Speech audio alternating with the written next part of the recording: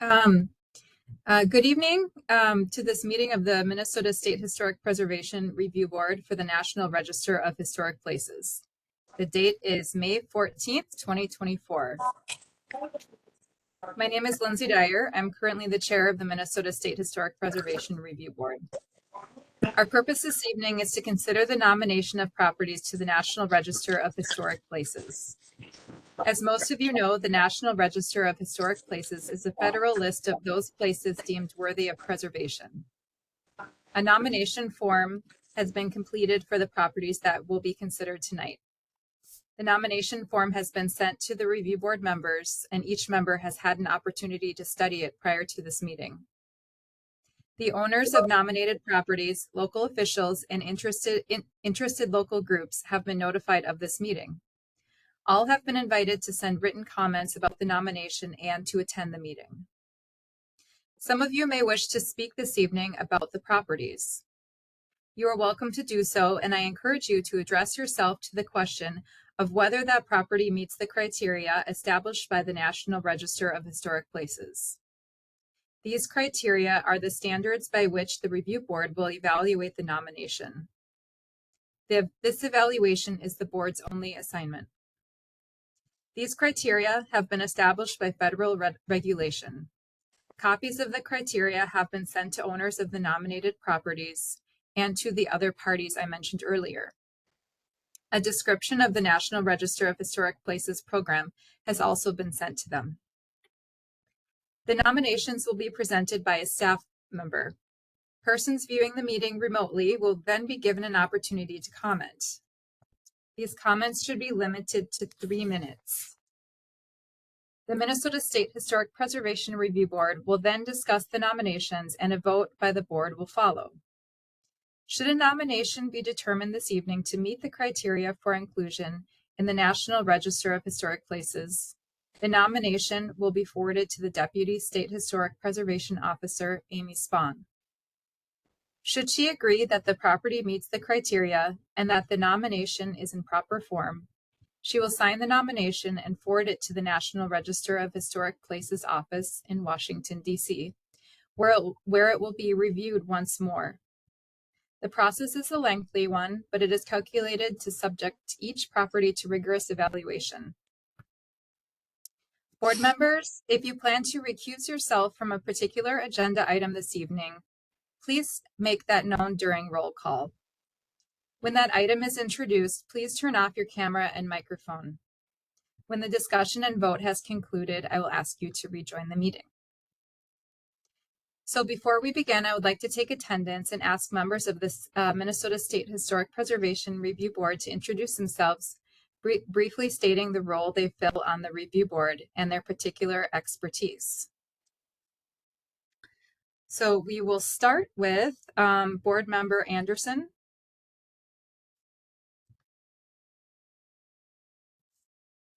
Is Board Member Anderson here today? She's absent this evening. She's absent. All right.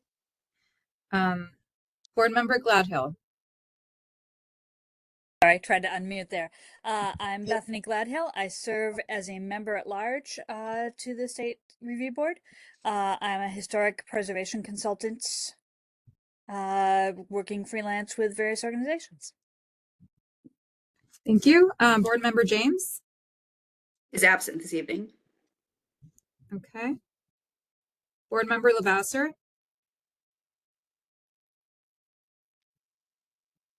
Should be here. She has to unmute. Andrew, I will come back to you. Board Member Mann. Hi, I'm Rob Mann. I serve as the historical archaeologist on the board, and I am a professor at St. Cloud State University. Thank you. Board Member Olson. Hi, my name is Steve Olson. I am a member at large, and I am a professional civil engineer. Thank you. Board Member Radford. Hi, I'm Casey Radford, and I serve as one of the historical architects on the board, and I currently work for McDonald & Mack as an architect. Thank you. Board Member Sanders. I believe he is absent this evening. Absent. He may join us later, though. Oh. That would I be think lovely. he's listed at the very bottom of my list here. See? Oh, Okay. We'll come back. I'll give him one more shot after. Okay, Board Member Schulke. Good evening, Chris Schulke. I'm the Executive Director, Otter Tail County Historical Society. I'm a member at large and act as a public historian. Thank you. Board Member Solomonson. Absent this evening. Absent. Okay, Board Member Stark.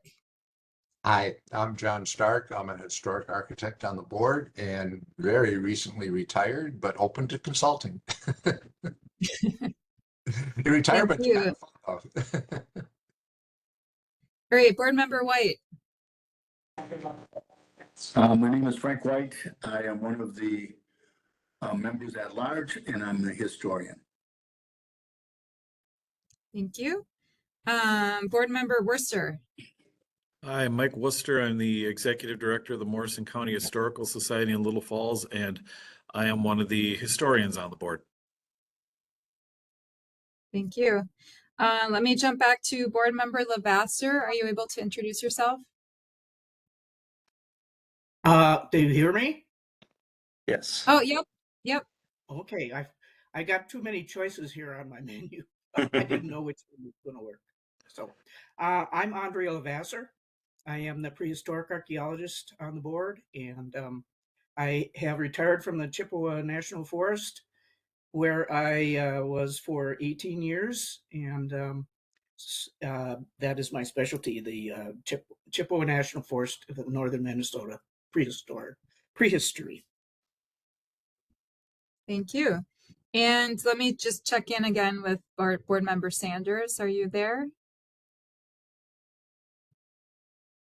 Okay. He So sent Lillian, I one- just want to. I was just going to say, I think he sent 2 different responses today, so maybe there was just a mix up there. So Okay. So should we say absent tonight? I think, yeah, we should count him absent for the role. Okay. So Lillian, if I could confirm absent tonight, we have Board Member Anderson, James, Sanders, and Solomonson. Is that accurate? Correct. Okay. Wonderful. I am Board Member Lindsay Dyer, and I am member at large, and I work with the Minnesota Historical Society in Capital and Public Art. So thank you everybody for introducing yourselves. We would now love to hear from SHPO staff regarding any necessary updates. Ginny All right. or David? I'll take it. Good evening. My name is David Mather. I'm the National Register Archaeologist at the State Historic Preservation Office. Deputy SHPO Amy Spong is away this evening, and so I'm filling in for her to do some program announcements. I want to start by welcoming the board and the public to this meeting and informing everyone that the meeting is in compliance with the state of Minnesota's open meeting requirements as a virtual meeting under Minnesota Statute 13D. No one is in person at the meeting tonight. No board members are gathered together in the same room, and the meeting is being recorded. At the start of the meeting, we've already had a roll call of the board to establish that we have a quorum. We ask that board members have your microphones muted when you are not speaking and to have your cameras on when you are speaking. We want to make sure that everyone can hear one another and that members of the public are able to hear all of the board discussion and all of the verbal responses. All votes this evening will be taken by verbal roll call. Everyone here clearly has already found the meeting link to join, but for the record, the meeting announcement and related information are available on the State Review Board page of the SHPO website. SHPO staff and Chair Dyer will be watching the chat function. For any members of the public present, please utilize the chat for questions and to request time to speak regarding a nomination. For program announcements, we wanted to let you know that the job posting for the SHPO Environmental Review Program Manager has been extended until May 28th. You are likely aware that Sarah Beimers has left that position to join the staff of the Advisory Council for Historic Preservation as a liaison to SHPOs nationwide. And we are very sorry for ourselves about this, but I'm very happy and excited for Sarah and looking forward to continuing to work with her in her new role.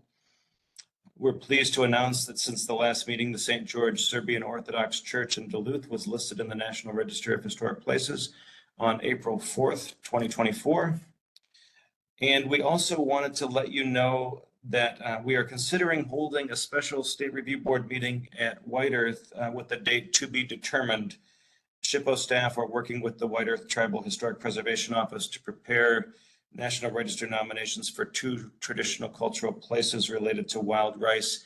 And when those are ready, it seems fitting to hold the meeting there. We'll keep you posted as plans proceed, but we anticipate a hybrid meeting in case everyone cannot attend in person. And last, I also want to introduce the other SHPO staff here tonight. Our National Register Program Coordinator and Architectural Historian Ginny Way will present 6 of the nominations tonight. I will present the other 2. John Disher is working the WebEx magic to make this online meeting, make sure that the online meeting runs smoothly, and we greatly appreciate him for that. And Lillian Egner is keeping us all on track in her new role here in her second meeting, and we appreciate her very much as well. So thank you, and turn it back over to Chair Dyer. Thank you, David. The next item on the agenda is the review of the minutes from the February 6, 2024 meeting. Are there any corrections to the distributed minutes?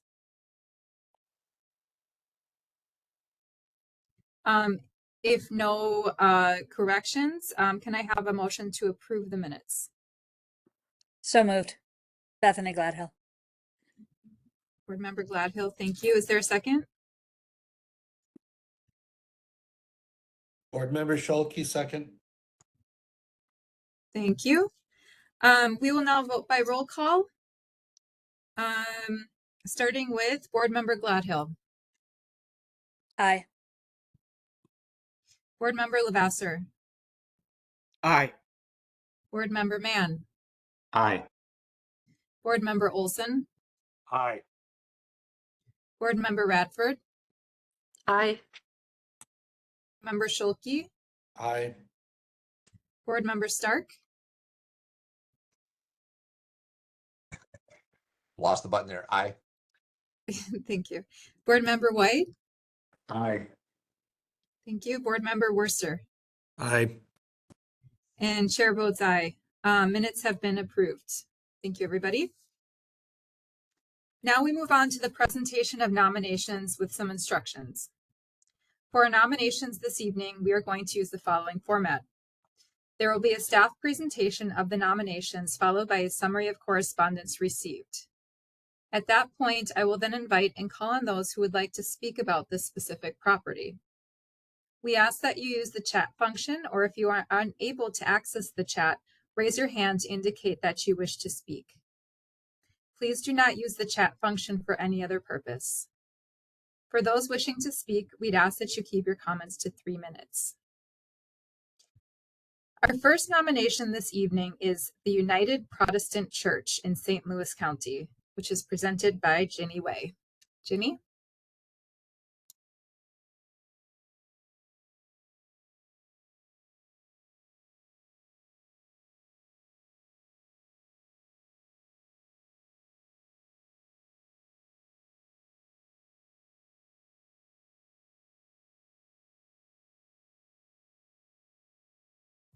Ginny, it looks good, but you are muted if you are speaking.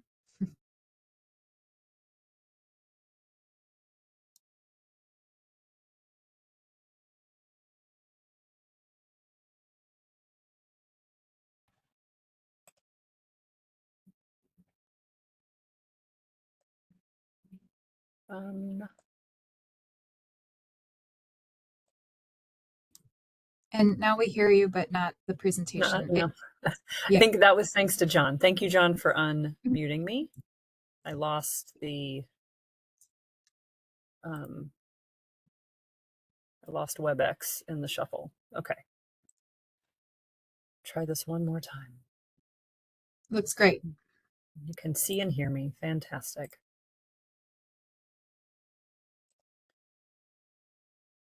Our first presentation tonight is the Duluth Protestant Church in Duluth, the United Protestant Church in Duluth, St. Louis County. The authors are Laurel Fritz, Tamara Halverson, and Jade Ryerson of Pigeon Consulting, LLC. The United Protestant Church was designed by Duluth-based architects German and Jensen. Constructed in 1922, the church is located in Duluth's Morgan Park neighborhood. It is sited on a prominent parcel of land at the northern entrance to the neighborhood along 88th Avenue West. The church is constructed of concrete block in the Gothic Revival style. At left, we see the United Protestant Church primary facade, camera facing east. At right is the location of the church property, which is outlined in yellow.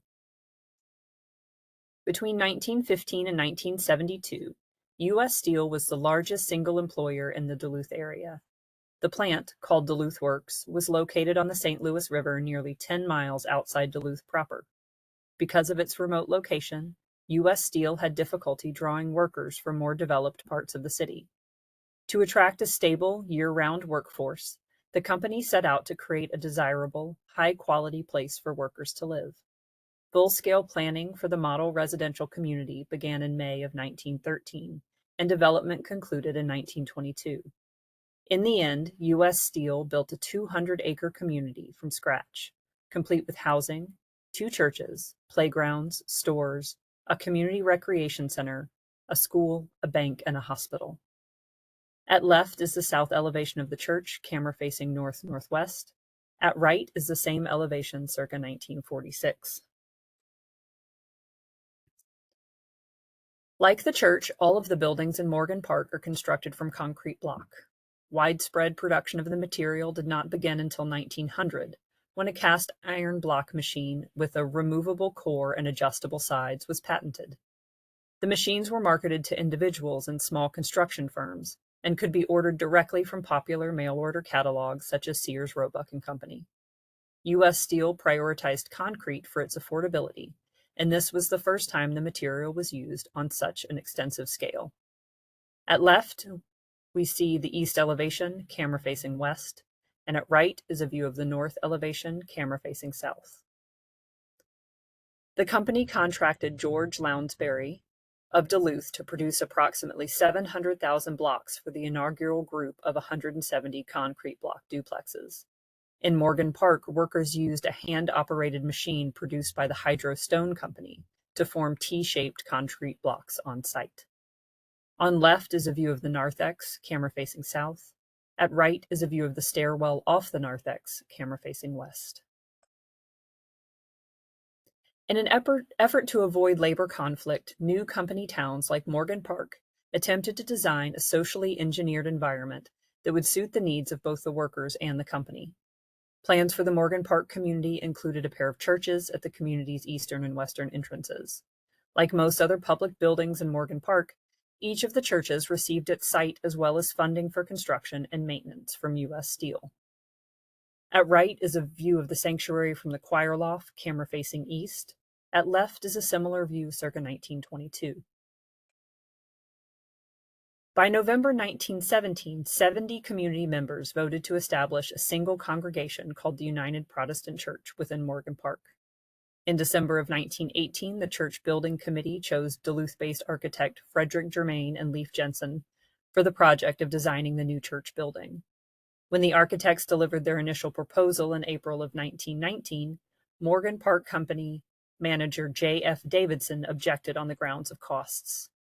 In October 1920, Germain and Jensen offered a new proposal. The design won unanimous approval from the congregation. Minnesota Steel also pledged $100,000 for construction costs, but left supplying interior furnishings to the congregation. At left is a view of the sanctuary from the nave, camera facing west. At right is a similar view, circa 1922. The end of World War I and late 1918 sharply decreased demand for steel and the plant's manufactured products. In early 1919, Duluth Works laid off more than half of its workers. In June of 1921, the entire plant shut down for almost an entire year, leaving 17 workers without jobs. To improve these hardships, Morgan Park historian Arnold Allenson notes that, quote, 1,400 of them, being the workers, were put to work on the many construction jobs underway at the wire mills and in Morgan Park's residential areas, end quote. At left is the interior view of the sanctuary, side aisle, camera facing north. At right is a view of the narthex, camera facing west. When Duluth Works shut down, Minnesota Steel offered employees 30 cents per hour to join crews building the church and new homes. United Protestant Church was dedicated on Sunday, April 2nd, 1922. 546 people attended the morning religious service. Here we see a historic photograph of the church under construction in 1921. The United Protestant Church was designed in the Gothic Revival style. Gothic Revival was popular from the mid-19th century to the early 20th century and was looked to as a reflection of the pre-industrial past. The style became popular for public buildings and churches in the late 19th century. On left is a sitting room area in the fellowship hall, camera looking southwest. At right is a view of the typical office space, camera facing east. Gothic Revival buildings were known for their picturesque siding, asymmetrical design, steeply gabled roofs, crenellations, Gothic arches at windows, doors, and other openings, tracery work, and extensive inclusion of decorative elements. United Protestant Church exhibits many of these design elements, and while the building's architectural expression is consistent with other Gothic Revival style churches of its vintage, its articulation of those elements in unfaced concrete block is unique. On the left is the fellowship hall and kitchen, camera facing west. At right is a view of the kitchen, camera facing west. The period of significance for this property is 1922. The level of significance is local. The National Register criterion is C, and the area of significance is architecture. The period of significance for this property is in 1922, the year its construction was completed. As the United Protestant Church is a religious property deriving its primary significance from architectural distinction, it meets criteria consideration A. The United Protestant Church is a locally distinctive example of the Gothic Revival style church rendered in concrete block and was constructed by members of the community it served. For these reasons, the United Protestant Church is eligible for listing in the National Register of Historic Places. There is no correspondence related to this nomination. However, before we move to broader discussion, I want to mention that Board Member White brought to my attention information relative to the Morgan Park neighborhood that he wished to be included in the nomination. According to the research, U.S. Steel recruited African American workers for their steel plants, but did not open its company town to them. Morgan Park, therefore, was segregated, with Black employees required to seek less desirable housing in neighboring towns. While this information is not essential to the architectural discussion before the board tonight, it is important context given the socially engineered environment discussed within the nomination. I wanted to let you know that the SHPO office is working with the consultant to ensure the nomination includes this material moving forward.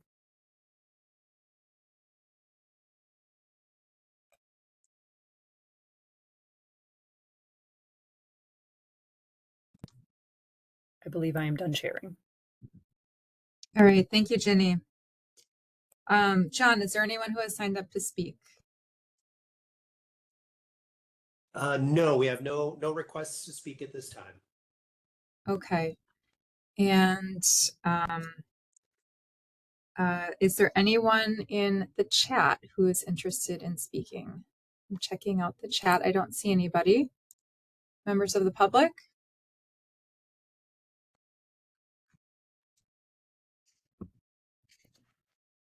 So I don't see an indication that anyone wishes to speak, John, unless I'm missing someone or don't see a hand up. I don't see that either. Nope, you're correct. Okay, great. So we'll consider the public. Oh, there is a message. Would like to speak. And it looks like it says United Protestant Church. Would you like to unmute yourself and say who you are? And you'll have 3 minutes to speak if you would like.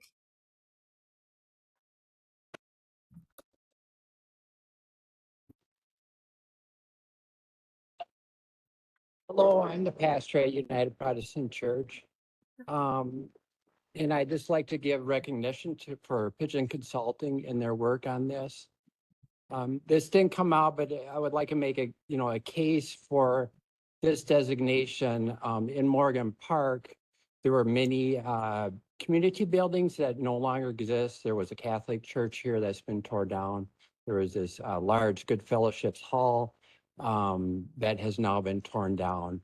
And so we're seeing the significance not only for the preservation of the church, but the Morgan Park community as well as a last standing community building. That's all. Thank you. Thank you. Thank you very much. Anyone else from the public who would like to speak? Okay, thank you. The public comment period is now closed. In order for the board to discuss, may I have a motion regarding this nomination?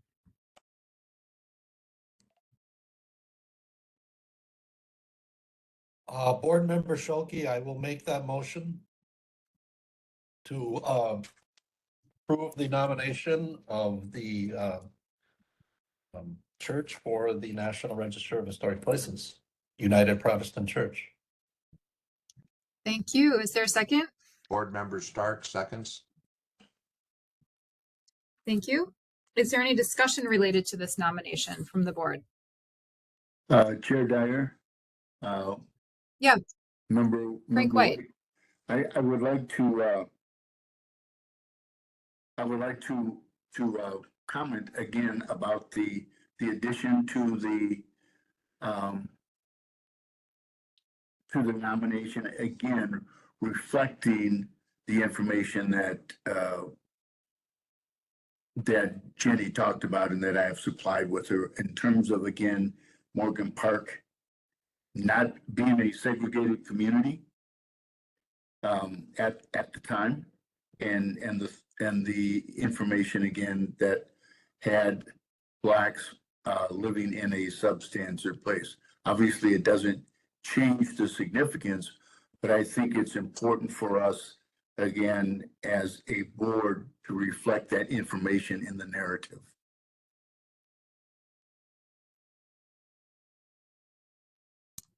Thank you, Board Member White. Any other comments from the board? I believe Board Member Olson had his hand up. Oh, thank you. Sorry, I can't see the hands. Board Member Olson. Thank you, Chair Dyer. I'm completely supportive of the nomination, and I just want to sort of put out there one of the challenges I see with this property is the concrete block production, which is so important to the story here, has a finite life to it. And so it will be a challenge to continue to keep the blocks out there, and in due time, they'll need to be replaced. But it will be a challenge going forward for the resource. So fully supportive of the nomination. Thank you. I'm not sure if I'm getting the right order, but I'll just run through. Board Member Worcester. See your hands up. Yes, thank you. Just a quick question. In light of the information that Board Member White brought forward with the broader context, will this nomination have to come back to us then if there is significant additions made to the nomination, or is that something we can just pass along? Ginny, go ahead. Yeah, in this case, Board Member Worcester, we can just pass it along. It can be something that staff can accomplish because it does not specifically affect the criteria for which the property is being listed.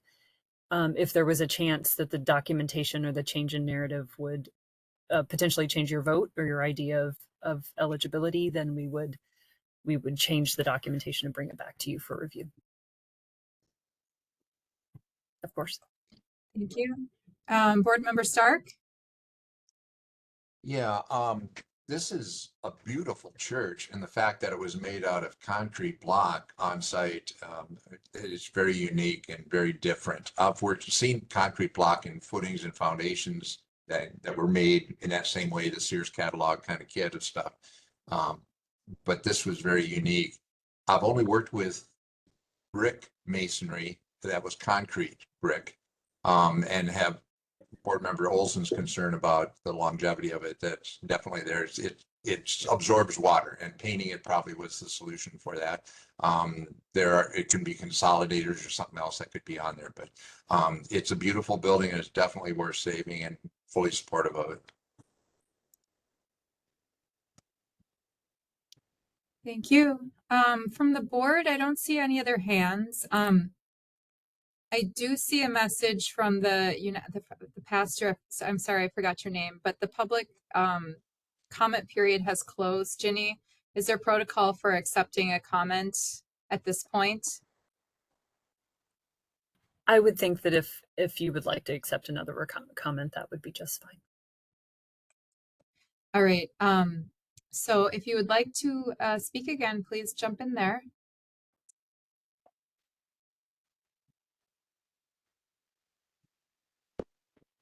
Thank you for hearing this.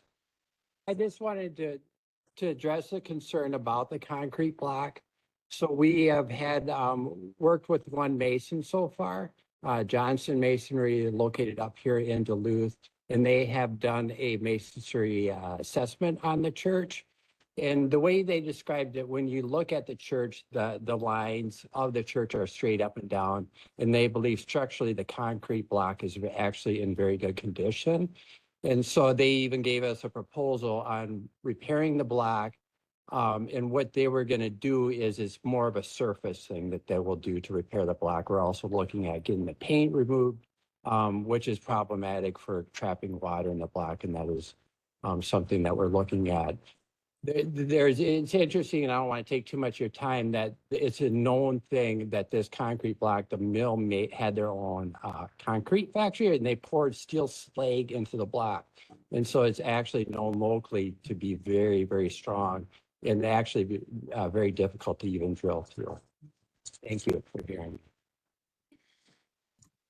Thank you. Any other hands from the board? Okay, if not, the motion is to recommend that the Deputy State Historic Preservation Officer approve the nomination for listing in the National Register of Historic Places. We will now vote by roll call. Those in favor say aye. Those opposed say no.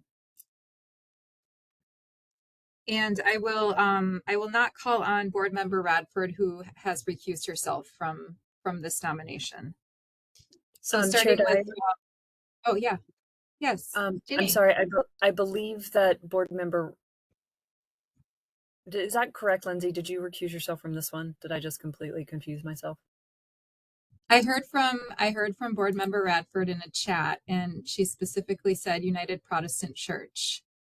My apologies. I'm sorry. If that's correct. Yeah, I think. All right. So we will start with the roll call. So Board Member Gladhill. Votes aye. Thank you. Board Member Lavasser. I vote aye. Thank you. Board Member Mann. Aye. Board Member Olson. Aye. Board Member Schulke. Aye. Board Member Stark. Aye. Board Member White. Aye. Board Member Worcester. Aye. Thank you. And Chair votes aye. Thank you, everyone. All right. If Board Member Radford is there, please jump back in, and maybe I'll send her a quick note to come back in here. No. Great. All right. We will now move on to our second nomination for this evening, which is Eagle Bend School in Todd County, presented by Ginny Way. Go ahead, Ginny.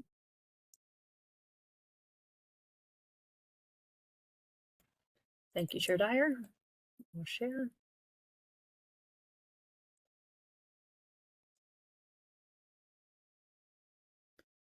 Again, this is the Eagle Bend High School in Eagle Bend, Todd County. Rachel Peterson and Sebastian Renfield from House Royce and Company are the authors. Eagle Bend High School sits at the northeast corner of Main Street West and Park Avenue Northwest in Eagle Bend, Minnesota. The school building is on the top of a hill and faces east toward downtown. The building has 4 components: the historic 1942 classroom block and the 1952 auditorium gymnasium addition, as well as the non-contributing 1964 classroom addition, now a regional kitchen, and the 1990s pole barn addition. At left is the Eagle Bend High School site plan and building key. At right is a detail from a 1906 plat book showing the current school parcel and an earlier school building. The historic building was designed by architect Edward F. Broomhall under the Works Progress Administration, which provided jobs for unemployed in the construction of an array of federal, state, and local public works projects, including schools. Like other federal initiatives at the time, the WPA was intended to help combat the rampant unemployment as a result of the Great Depression. Broomhall's design for the new building had called for a classroom block and an auditorium block that were essentially separate, and plans indicate that the 2 sections were considered different projects and/or intended for construction in separate phases. The images you see here of the completed classroom portion shows the south wall, now the shared wall, ready to receive the auditorium gymnasium in a subsequent phase. Most prominent are the joists for the sloping floor of the auditorium, which can be seen along the eastern half of the wall plane. On the left is an image showing the school building at the time it was dedicated, June 1st, 1942, and at the right is a view of the completed classroom block in 1942, camera facing northwest. The school district intended to construct the auditorium gymnasium in a second WPA project. However, the outbreak of World War II had rapidly reversed unemployment trends at the end of 1942. President Roosevelt directed the head of the WPA to discontinue the program. Construction of the auditorium gymnasium was suspended for the duration of the war. However, construction began soon after World War II, and work on what is now the southern half of the school was well underway by the winter of 1950 and was completed in 1952. Construction of this portion of the school adhered to Broomhall's plans, although some minor modifications were made. At left is a view of the east facade, camera looking northwest. At right is a similar view from 1951. Stemming from the Art Deco style of the 1920s, WPA Moderne avoided the highly ornate elements of the Beaux-Arts architecture and reduced classicism to extremely stylized versions. The style retained the symmetry and balance of classical inspirations, and buildings were typically box-like forms with smooth masonry, stucco, or concrete exteriors. Architects utilized the play of light across these surfaces, grouping windows into vertical bands that were recessed and separated by pilasters or ridges. They also often incorporated heavy radii at corners or entrance surrounds. At left, we see the primary entrance to the classroom building, camera looking west. At right is the polygonal window bay, camera looking northeast. WPA projects prioritized simplicity of design and construction in order to use the maximum number of unspecialized workers. As a result, designs often used uncomplicated but labor-intensive methods and avoided highly technical construction or excessively ornate decoration. The minimally adorned modern style was ideal for this purpose and became virtually synonymous with the architecture of the New Deal.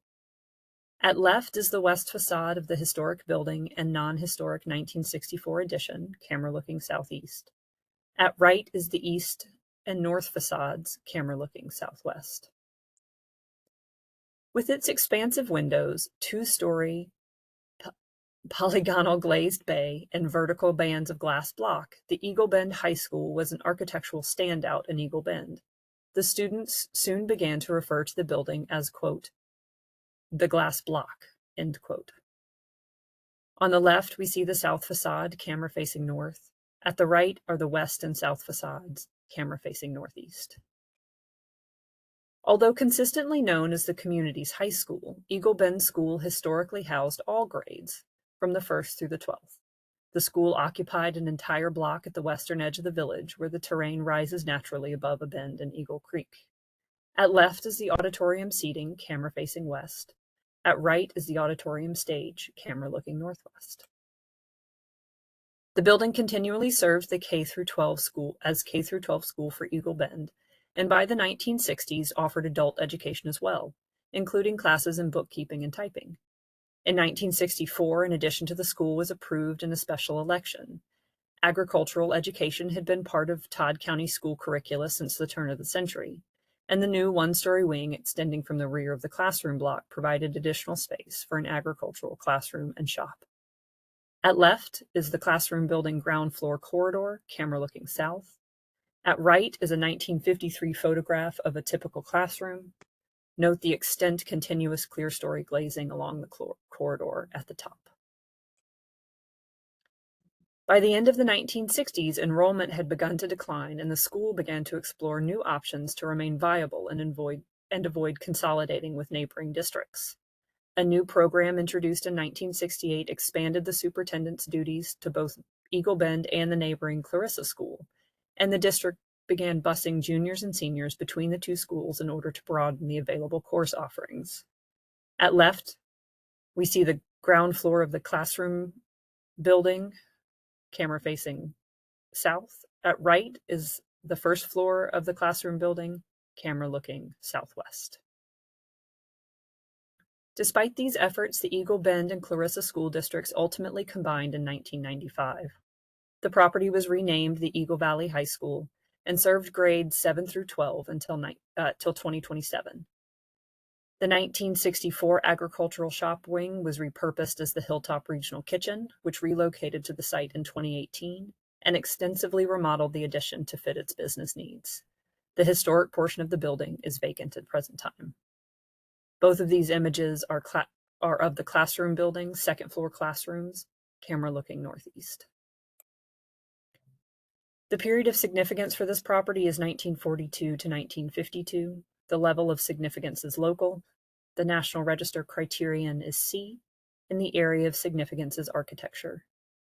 The period of significance for Eagle Bend High School begins in 1942 with the completion of the classroom block and ends in 1952 with the construction of the auditorium gymnasium. The school meets the registration requirements outlined in the multiple property documentation form, Federal Relief Construction in Minnesota in 1933 to 1941 for educational facilities. The Eagle Bend High School is a locally distinctive example of the WPA modern style. While constructed over multiple campaigns, the building reflects the original 1940 design intent of the architect and the federal sponsors of its construction. For this reason, the Eagle Bend High School is eligible for listing in the National Register of Historic Places. There is no correspondence related to this nomination. Thank you. Thank you, Ginny. All right, John, anyone signed up to speak? No, we have no signups for speaking on this one. All right. So any members of the public that are with us tonight, if you would like to speak, please say so in the chat, and we'll maybe just give a minute to see if anybody has their hand up, or I don't see anybody.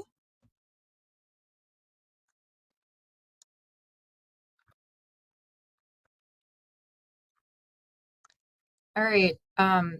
Seeing as there are no hands or indications in the chat, I will close the public comment period. And in order for the board to discuss this nomination, may I have a motion regarding the nomination? So moved. Member White. Thank you. Board Member White, would you mind sharing what the motion is? Oh, I'm sorry. I would like to make a motion that the Deputy State Historic Preservation Officer forward the nomination to the National Park Service. Okay. And I believe for this one, it would be to approve the nomination for listing. Is that accurate? Yes, Yeah. approve the nomination. You got it. All right, is there a Sorry. second? Board Member Worcester seconds. Worcester second. Thank you so much. All right, so is there any discussion from the board regarding this nomination? Looking at hands, Board Member Gladhill. This may be a super pedantic question, but I've been trying to work out the historic name on the register or on the nomination, which is an excellent nomination, by the way. It calls it the Eagle Bend High School, but wasn't it a K through 12 when during the period of significance? And should that change? I can broadly address that. I don't know if one of the authors is here. I see that Sebastian is on. Maybe he can address it more specifically. So under most circumstances, you would be right. The most appropriate name is the name that reflects the significance, unless the property is referred to specifically during the period of significance commonly as something else. So even if it served K through 12, if people generally just called it the high school, then that may be the name for the appropriate name for the historic name. Gosh, you understood that, right? Didn't you? Sorry. So Sebastian, would you like to speak to that? I also noticed the discrepancy, but I made an assumption. And so if Sebastian or Rachel have any additional information, please share. Which that is, it is. Sorry, Sebastian, we can't quite hear you.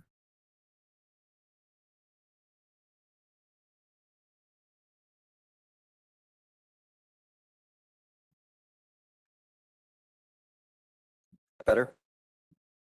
Yes. Yes, it is. Sorry about that. Yeah, the as best I can determine, the scenario is exactly what Jenny had described, that there is sort of the technical name for exactly what it functioned as, but there's a colloquial name that is different. And I think, or is it me? I'm sorry, I didn't understand what you said, Chair Dyer. Oh, I'm sorry. He cut out. I don't know if it's me or if it's him. I think it was just a very short statement. Oh, that was it. Okay. I thought maybe. Okay. Okay. And just so that I am thorough, that was I did ask Sebastian Renfield, who's one of the authors from Hess Royce and Company, to speak regarding that discussion. Okay. Board Member Gladhill, anything else you wanted to say about that? I see your hand is still up. Oh, sorry, that's just me forgetting to take it down. No, that was No great. problem. Thanks. That's what I assumed, but thought we should clarify it as part of the meeting. All right, Board Member Stark. Thank you. This is a beautiful building, and as a high school, and whatever happens to high schools in the communities, it's got the history there. I just hope they have a reuse for it. I don't know if there is a reuse at this time. It's very unique. It's almost on sustainability grounds of modern architecture right now, with that clear story into the corridor. Acoustically, it might have been a problem, but the light level and everything is beautiful. I really hope to see something happen with this building. Does anybody know if there is a reuse for it, though? I would defer again to the authors. We have not had anything programmatic to the office yet. I can speak to that, Ginny. This is Rachel. Yes, John, they're hoping to convert it into senior housing for the community. Folks want to be able to stay and age in place and are very excited at the prospect of getting to live in their old classrooms. Some people have dibs to their favorite teachers' rooms, which is very sweet. But they're in the process of applying for funding. Hopefully they secure it this round and that project can go forward. Wonderful. Thank you, Rachel. Thank you. Board Member Worcester. Thank you. Two questions may or may not necessarily, it won't change my vote, but I'm just curious. Is it the school district itself that still owns the building? I was just trying to make sure I was catching this right. And number two, and this is a tough one. Buildings built in that time period were notorious for having asbestos in them. Has that been an issue? in trying to put together any sort of redevelopment plans for the structure? Rachel, once again, I'll defer to you. Yeah, and I'll punt to Sebastian on the ownership question, but on the asbestos question, they have done some limited testing. It seems to be mostly in some adhesive for the acoustic tiles that are on the walls and the ceiling. But haven't done, major testing or remediation or anything at this point. That'll happen when the project goes forward. The pipe wrapping from buildings of that era that was a big one. Sure. That you would find that in. Just speaking from experience from my own high school built around the same time, it was an awful issue. So I wanted to make sure that if that was going to be a concern at all. Thank you. With regard to the ownership, I am checking this right now, but my recollection is that the city of Eagle Bend is the current owner.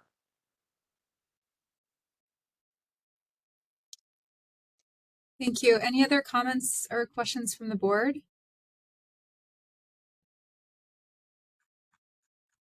No?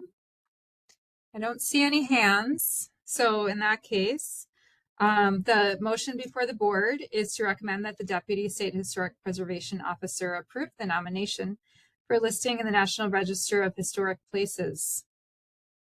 We will now vote by roll call. Those in favor say aye, those opposed say no.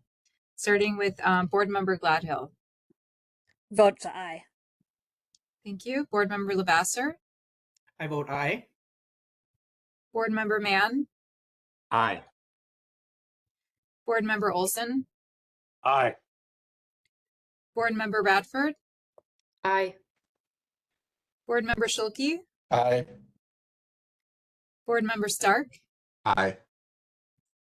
Board Member White. Aye. Board Member Worcester. Aye. Thank you. And Chair votes aye. All right. Thank you, everybody. So now we will move on to our third nomination this evening, which is the Cuyuna Village Hall in Crow Wing County, presented by Ginny Way. Ginny, go ahead. Thank you. Thank you, Chair Dyer.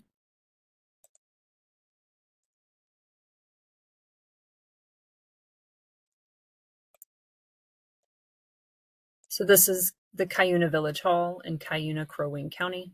The author is Rolf T. Anderson. The Cuyuna Village Hall, formerly the First State Bank building, is located at the northwest corner of the intersection of Minnesota Avenue and Folly Street in the city of Cuyuna. The building was constructed in 1911 and later acquired by Cuyuna in 1954 to serve as its village hall. As the village hall, the building was later expanded with concrete block additions along its west side in 1978 and 1987. At left is a detail of the 6 blocks comprising Cuyuna's concentrated business district in 1913, with the bank location highlighted. At right is a current aerial view of Cuyuna. The village hall is indicated with the white arrow. The Cuyuna Iron Range was the last of Minnesota's 3 iron ranges to develop, following the establishment of the Vermilion and the Mesabi Ranges to the northeast. In 1903, a land surveyor named Kyler Adams founded the Orleans Mining Company and began systematic drilling explorations for iron ore. During the summer of 1904, the Orleans crew had success in identifying deposits of high-grade ore. The first ore was shipped from Kennedy Mine in April of 1911. The village of Cuyuna developed on land immediately to the south of the Kennedy Mine. At right, we can see the Kennedy Mine circa 1910. At left is the village of Cuyuna and the lands owned by Kyler Adams's Orleans Mining Company are shown in the red box on this 1913 atlas. The village of Cuyuna was the first permanent settlement spurred by the mining boom in the Cuyuna Iron Range. In 1908, 8 blocks were platted, and in 1910, the town was incorporated. The building that was to become the Cuyuna Village Hall was constructed as the First State Bank in 1911. The bank may have been one of the few, or perhaps the only, brick or masonry building in town. At left is the First State Bank, circa 1911. At right is a 1913 view of Cuyuna from the north, with the north and the east elevations of the First State Bank seen in the red box. Despite an auspicious start, ore was exhausted at the Kennedy mine by 1925 and the mine closed. Many of the miners moved to Crosby or Ironton to work at the Meacham mine and other underground mines. Poor roads and unreliable automobiles made it almost essential to live near one's place of employment. As the miners and their families left Cuyuna, many of the stores, hotels, and businesses moved out.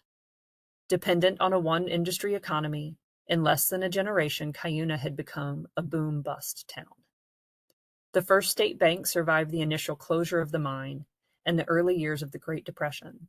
But by 1932, it had become apparent that the bank would not remain viable in a town with a dwindling population. At left is a view of the masonry detail on the south elevation, camera facing north. At right are the south and east elevations, camera facing northwest.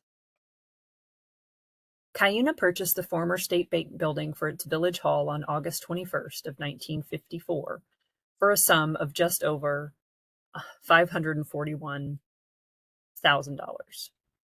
According to the 1913 plat map, the first village hall was located 2 blocks to the east on Folly Street. The village likely purchased the bank building because of its substantial construction. The newly acquired building served as both the village hall. Hey, Ginny. Hey. I think I'm seeing in the chat that the slides are not progressing. Is that still the case? I just heard from David. Thank goodness we're here together. I don't know what to do about it. I don't know what to do about it either. We'll try again. Okay. What are you seeing now? We see a house with the windows, with the white windows. Okay. So on the left Yeah. is you see a full scale of the elevation. On the right, you see the back of the building. Yeah, with the tree. Yep. Okay. And we can see your mouse actively, so it looks like it's synced up. Okay, perfect. That's a great. Okay. Well, shoot. You missed some really great stuff. Y'all should pull the nomination. The last one we saw was just the site plan and the map. Just the site plan and the map. Yeah. Okay. Hold, please.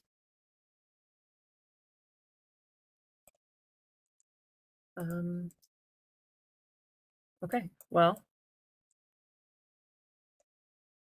Site plan and the map. Are we going backwards? No, We're still on the buildings with the tree. with the infill windows. John, you're going to have to help me, bud. I have shared the same as always. I'm going to stop sharing.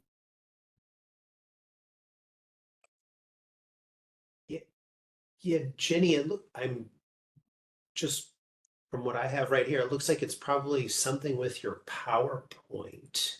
My PowerPoint's moving though, Yeah, but it doesn't like it. right.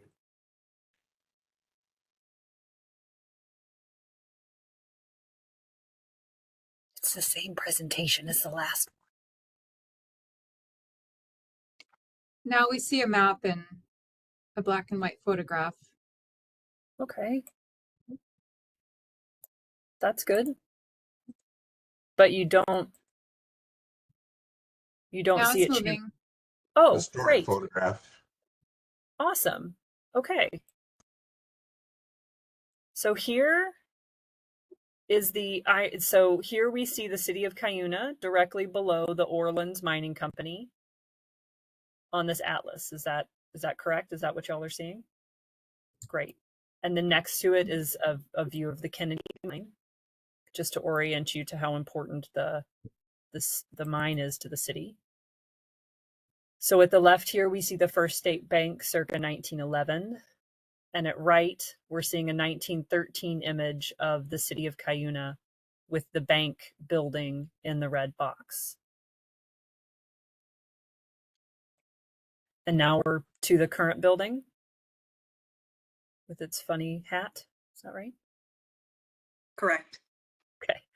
So, despite an auspicious start, ore was exhausted at the Kennedy mine by 1925 and the mine closed. Many of the miners moved and unreliable roads and automobiles made it necessary to live near one's place of employment. As the miners and their family left Cuyuna, many stores, hotels, and businesses moved out. Dependent on a one industry economy, in less than a generation, Cuyuna had become a boom and bust town. The First State Bank survived the initial closure of the mine and the early years of depression, but by 1932 it had become apparent that the bank would not remain viable in a town with a dwindling population. So at left, we see a view of the masonry detail of the south elevation, camera facing north. And at right is the south and east elevations, camera facing north. Cuyuna purchased the former State Bank building for its village hall on August 21st, 1954.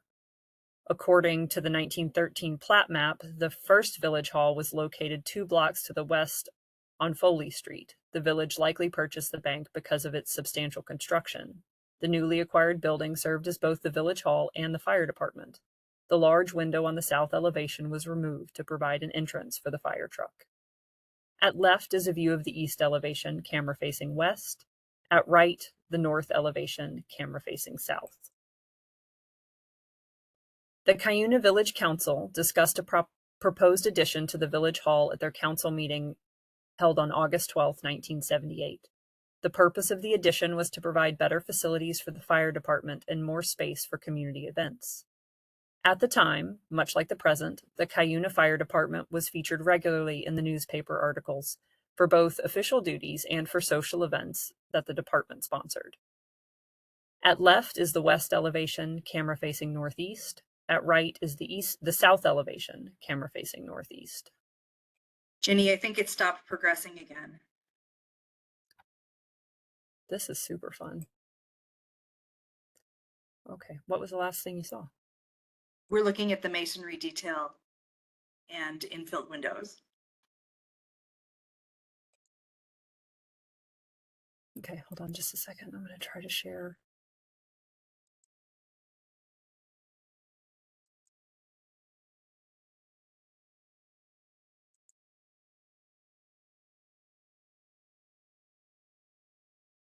Okay. We can see the 1978 photo now. Old photo? Okay, thank you. Yeah. Okay. The building's first addition was well underway by mid-June 1978. The cost of the addition totaled roughly $16,000, a mere 40% of the estimated cost. The city council, after hearing the $40,000 estimate, decided it could not finance the entire construction cost and used volunteer labor to construct the addition. Cuyuna's mayor was among those who volunteered their time. The volunteer effort is all the more remarkable when considering that Cuyuna's population was roughly 82 in 1970. At left is the north elevation, camera facing southwest. At right is a view of the addition, mid-construction in 1978. Did it change? No. We still see 1978. Good gracious, Ignatius.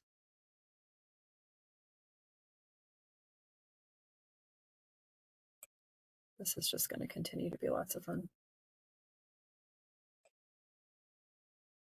I apologize for the technical delay, y'all. Okay. Now you should see a cop car. We do. Fantastic. We'll just do this one at a time.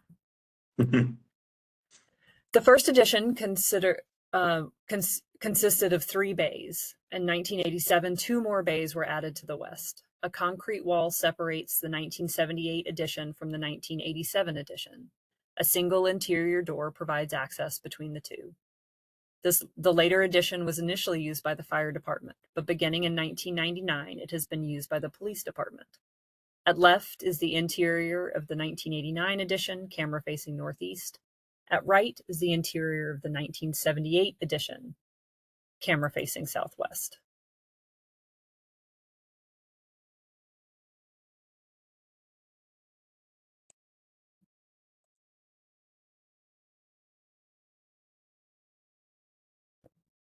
Today, few buildings remain from Cuyuna's settlement era. Over the years, the vast majority of buildings from the boom days have been moved, dismantled, or demolished. The Village Hall is the only remaining building from the once numerous commercial and civic buildings. For the past 70 years, as Cuyuna's population ebbed and flowed, the Cuyuna Village Hall has continued to meet the needs of its citizens and serve as an important focal point for community events and activities. At left is a view of the meeting room, camera facing north. At right is a detail of the ceramic tile floor found in the former bank vault, camera facing north. And because of our technical difficulties, I will skip the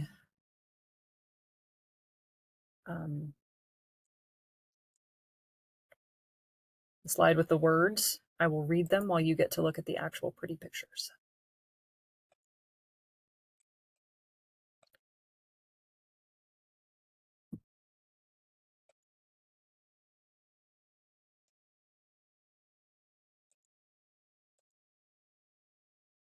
The period of significance for this property is 1954 to 1987. The level of significance is local. The National Register criterion is A. The area of significance is politics and government. The period of significance begins in 1954 when the village purchased the building and ends in 1987, the date of the construction for the second edition, which resulted in the building's current form. The Cuyuna Village Hall is the most important governmental building in Cuyuna and has served as the focal point for municipal services as well as an important venue for community events and activities. For these reasons, it is eligible for listing in the National Register of Historic Places. There is one piece of correspondence for this property. Tim Leonard, president of the Cuyuna Iron Range Heritage Network, writes that the network, quote, supports the application of the city of Cuyuna to pursue this worthy endeavor, end quote. The nomination was funded through an MNHS Legacy Grant program.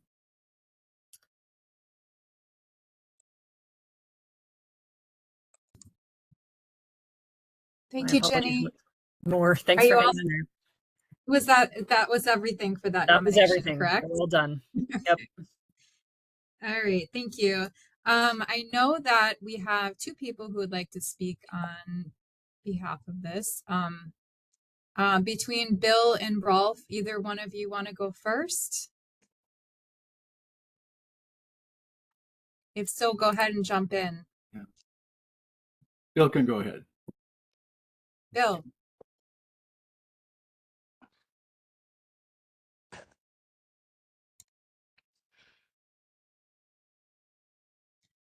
Bill, is it Bedard? Bedard? Bill, are you there? He's there, but he hasn't Rolf? unmuted himself. Okay. Looks like he's muted. Right. How's this? There. Yep, Can you hear me good. now? Okay. Yep. Thank you. Yes. Well, first of all, thank you for the consideration of the city's application. There's been changes to the building over time, so architecturally, those changes were based upon the immediate needs of a small city with a very small budget. I've been involved with the city since 78. I've been clerk treasurer since 80. And I can attest that through all these years, that spirit of the Cuyuna people is still strong as far as supporting the community and the fact that that is still a place for community to gather. So I appreciate the consideration of a nomination. We kind of like to think that the miners laid the last ore perfect for the current bike trails in the area. So thank you. Thank you, Bill. Rolf, if you'd like to go for it. Okay. This is Rolf Anderson. I do have to mention that, as Bill noted, not only has he been involved in municipal government since the 1970s, which I found an article doing the research the time he was elected, but when I began the property evaluation phase of the project, of course, I requested a copy of the SHPO inventory file. In the file was a letter from the former National Register historian, Susan Roth, responding to Bill Bedard, who had inquired about National Register designation. back in '87.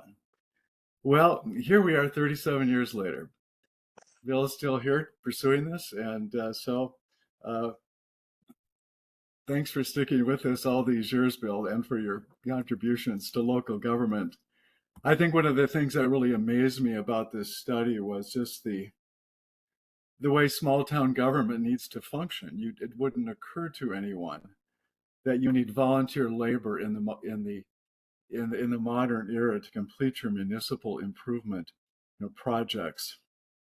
And I have to say, too, the whole history was fascinating. The boom bust, the fact that the Cuyuna Iron Range is named in part after a dog. The history of the bank was fascinating. I wasn't expecting one would find much of anything, much less of something of interest. But it was rather remarkable the services they provided, even tickets to travel overseas, as well as efforts to encourage people to save, sometimes in various humorous manners. All of this in what you would think would have been a rough and tumble mining town. So as usual, we uncover these interesting aspects of a town and a building's history all through its current use as the village hall. The challenge in this nomination was coming to terms with these various changes. And one document I cite in the nomination that was very helpful to provide guidance was the National Park Service white paper titled Assessing the Significance of Additions and Accretions. And it was very helpful into discussing points such as whether changes were just part of the evolution and development of a property. And of course they were in this case. They merely supported the historic function of the building. And the white paper also provides guidance about coming to terms with the 50-year guideline, which we used to adhere to so religiously. The document poses the question, could a reasonable argument be made to extend the period to a more rational and historically relevant point in the history of the property? And ultimately, the question posed in the document is whether or not, in spite of changes, the property retains the identity for which it is significant. And in fact, this building still functions as the village hall and thus retains its significance as the village hall. And as noted, it continues to serve as a focal point for governmental activities as well as community events. I think this is another example, and I know we've seen many over recent years, of how legacy funding makes such a difference in documenting and recognizing the history and buildings in small town Minnesota. No building in Cuyuna has ever been placed on the National Register. We've seen this in other towns where legacy funding provides the means to evaluate, nominate, and then provide funds for restoration and maintenance. All, again, part of this, I think, very important role of recognizing our history. Thank you. Thank you, Ralph Anderson. Are there any other folks from the public that would like to speak tonight? I don't see anybody else in the chat. John, is there anybody that you've heard from? Nobody else has signed up. Okay, last call for the public comments on this nomination.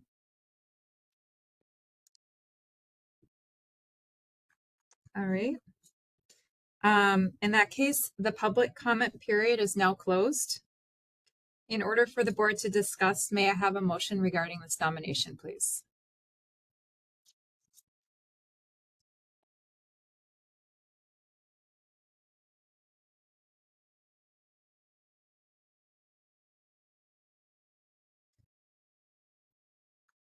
All right, I'll do it. Chairman, Board Member Schulke, I vote to nominate the Cuyuna Village Hall on the National Register of Historic Places. Probably not saying it correctly, but. That's all right. To approve the nomination for listing. Thank you. Do we have a second? Board Member Worcester will second Chris's nomination. All right, thank you. All right, is there any discussion related to this nomination from the board? I would like to say something, if you don't mind. Just a Yeah, comment go that ahead. I had the same concerns about the additions, because that's a point of confusion often for us, people on the local level, trying to figure out whether a building is eligible or not. And Ralph's research and this building really provided for myself kind of a test case. So thank you, Ralph, for clarifying a lot of that and the resources, and I wholeheartedly support this nomination. Thank you. Board Member Stark? Yeah, I'm supportive of it, but I was really torn because, and you have to look at how it's being designated because of the government and the politics or that side of it, not the architecture. If this building was in a historic district with that hat on it and an addition onto the side, it would be non-contributing. And I have to get around it to be able to approve it that way. But the hat really bothers me an awful lot. I guess the question, and it goes probably to Ginny, is this following the way we should be doing this? I want to support the building. I want to keep it in there. Does the addition add anything, or is that non-contributing, a lot like the school with the agricultural building behind it? So I have to admit, Rolf and I spoke at length about this during the property evaluation and the nomination discussion. And it's very clear that the brick building, sans hat, and the 3 bays built in the early 70s are easily contributing to the building. It's the 2 additional bays that are after that 1950 period and that we started to talk about. But as Rolf so clearly articulated in the document, if 1970 was more than 50 years ago, we would have no problem with this at all. So the question becomes, the 2 additional bays that were built in 1987, do they support the significance of the property? And the answer is yes. Okay. This building is difficult for us as historians and architectural historians because we're so used to seeing that lovely bank, and we can't see past the lovely bank. But in reality, we're not listing a bank. We're listing a village hall, which had a 1911 brick building and 2 concrete additions. And that's simply the reality of the building that we're looking at. Okay. With regard to what we're lovingly referred to as the hat, but of course we mean the raised roof that provides an angled roof for the building. It sits on top of the parapet, with the exception of the very small decorative piece above the door at the main entrance, which is underneath. So the parapet in its entirety exists. It literally is just being covered by that later addition, which our office would consider non-contributing. So with luck, should the city choose to, that particular piece can be addressed individually. So moving forward, and it is on the register, if anything happened to the building, would be under review, they would have to deal with something like that. Okay. Thank you very much. If there are regulations. So to go to your sort of more broad theoretical point, the National Register of Historic Places always comes back to the criteria. Does the construction support the significance? And if the construction supports the significance and continues to have integrity, then we would have what we consider an eligible property. Everything after that is about documentation requirements regarding the administrative process. Okay. It's good to have a challenge like this. Thank you for the help. Thank you. Board Member Bradford. Thank you. Yeah, I had a hard time with this one too, but because its area of significance is not architecture, I was able to move past that. Just a couple questions though, and it doesn't change my support of it or anything, but just I wonder if it should be at least clarified here, if not in the nomination. But Ginny, I think you clarified as far as the raised parapet still remaining. It doesn't really look like in the picture that it would fit under that roof. So I'm skeptical of that, but maybe it does. I haven't been up there. And then my only other comment is because it's not significant for the bank, the vault is referred to as a character defining feature, but that feels a little strange to me if it's not being nominated for its history as a bank. So I don't know if that should be clarified in the nomination, but otherwise I'm in support of the application. Thank you. I will check the parapet. I will double check with Rolf offline. And I do want to continue the conversation about your comment, Board Member Radford, about the bank significance. I believe I had a board member, Gladhill. I don't mean to put you on the spot, but she contacted me earlier today to discuss that same thing. So I would like to encourage that discussion now, openly, if we wanted to do that. If not, I perhaps have some solutions. Rolf would also like to comment, but I think maybe we hold that until after board discussion. Yeah, Board Member Gladhill had her hand up as well. Is this a good time for Board Member Gladhill? Go ahead. It's a perfect time, thanks.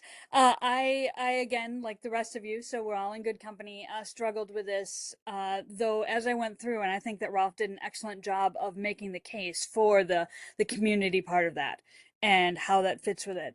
So then I went backwards and struggled a lot, as Board Member Radford just said, with the bank and how much attention is given to the bank in that nomination.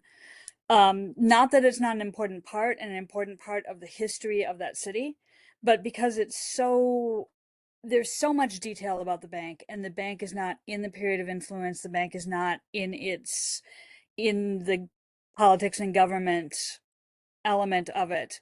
It felt to me like it was opening a lot more issues than it was closing, and made the rest of the nomination weaker. Ideally, I would have loved to see it perhaps less on the bank, just sort of how the building got there, and then focus on the politics and government element and moving forward in that. I know it's a really difficult thing to do. I've done this myself in a number of nominations where I've gotten incredibly wrapped up in the romance and the early history, and I probably would have tried to find pictures of the dog and all of the things like that. I can totally see where that comes from, but recently dealing with a similar building in Winona, really had to hone it and still couldn't actually get it to fly for a National Register nomination. So I have a lot of sympathy with it, but I'd love to see maybe a little less focus on it.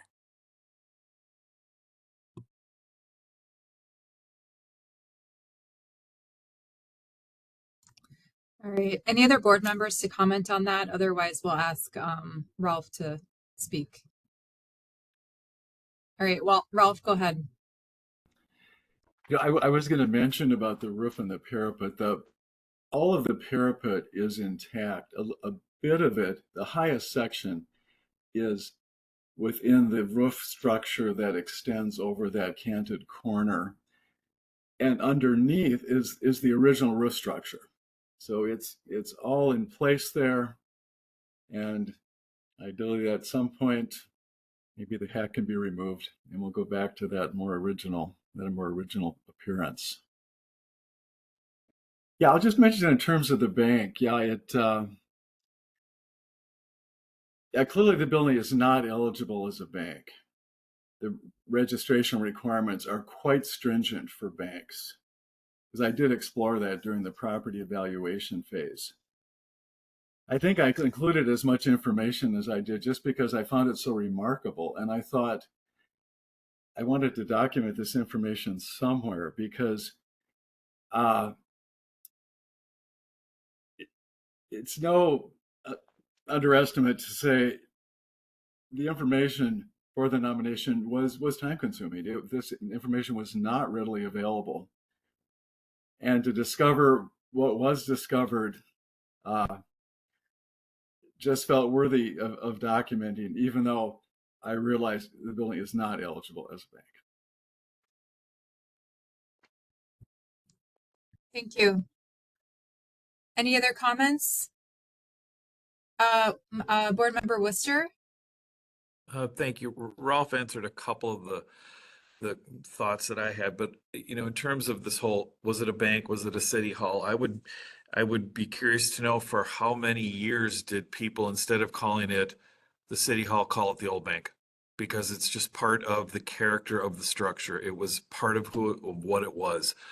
And I think any of us that do history as much as we do see that happen all the time. So I guess I didn't really get too hung up on that aspect at all. I was more clued in on some of the roof stuff, which, you know, can be mitigated and taken care of. So, but I guess in terms of, you know, is it a bank or is it a city hall? It's both. It was one, it's now another, but it's both. Thank you. Any other comments? Ralph, I think your hand is still up, but I'm not sure if you need to speak again. Okay. All right, seeing as no more hands are up, the motion before the board is to recommend that the Deputy State Historic Preservation Officer. Lindsay, approve board the- member White has his hand up. Oh, I'm sorry.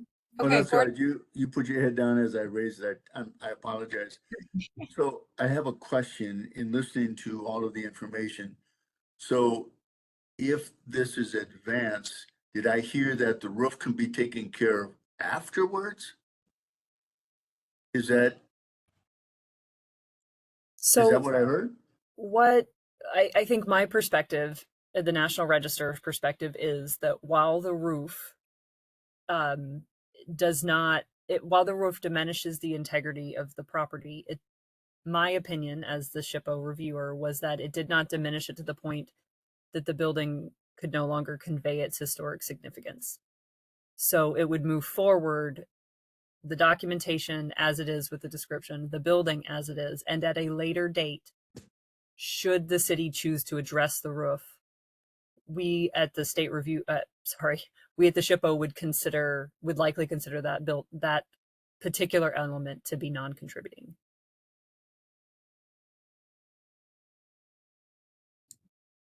And Chair Dyer, before we move forward, I am not sure administratively what to do about the information within the bank, about the bank within the nomination. Do we want to pare that down, or do we want to continue to leave it as is?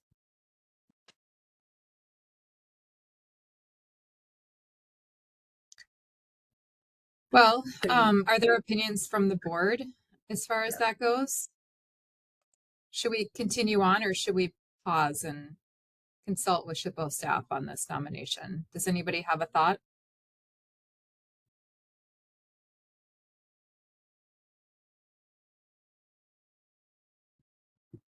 Earlier, we had discussed that if it was sort of minor to that it could go back to, we could vote on it, it could go back to SHPO staff, especially if it didn't conflict with the reason that it was nominated. I would like to encourage a revision with SHPO staff to maybe take a little bit of the focus away from the bank. Or particularly maybe some of, as board member Radford said, maybe some of the features like the vault or some elements like that. I do think it opens it up problematically and makes it a little bit unclear as to what the nomination is for with that much information. I'd also love to see some of that information used by the city, who sounds very about the bank, who sounds very amenable to it in terms of interpreting it and educating the community about it. I think there could be some really cool things with that. So I would like to offer an administrative solution, if that is okay, Chair Dyer. So we can pare down the information within the narrative to ensure that the focus remains on the significance as a village hall, and to address the concern that the information would not be available. I would like to point out that the property evaluation as it sits, which contains all of this and more information on the bank, will be made available in addition to the nomination on the state, I keep wanting to be the SHPO website. So both of those documents will be available, so the history will not be lost. It will still be readily available. But because I'm hearing two board members express that they would like to see just a little bit of narrowing in focus, we can certainly do that. Again, because it does not reflect because it does not affect the criteria for which we're listing, we can do that in-house. Would that be, does that sound okay, Chair Dyer? That sounds okay to me, and I'm looking at the motion. I think it was Board Member Schulke that made the motion, and I'm wondering if that still stands or if we need to amend that based on the conversation with Ginny. Well, I'm not willing to really change the motion because I agree with Chairman or with Board Member Wooster from a local historical standpoint. It's just a natural evolution from the bank to a city hall, and I guess I'm not really convinced that it should be an issue. But I think Okay, this if is that's more discussion. then to move this if we're in along. agreement, we move forward with the motion as it stands, and with the understanding, as Ginny said, that the narrative will be pared down and the information will remain available. If I have that correct. Right, that's fine. Okay, let me just check for hands. I have Board Member Worcester is up. Just real quick then, just so we're clear on this, let me put my hand down first. If we approve this motion and the information is, as you have said, pared down, we don't need to bring this nomination back to us. It can continue its way. Yes, is that correct, Ginny? That is correct. Okay. Then I'm for it, absolutely. And All be right. clear, we will make sure that the fact that the building was originally built as a bank is still very much in evidence.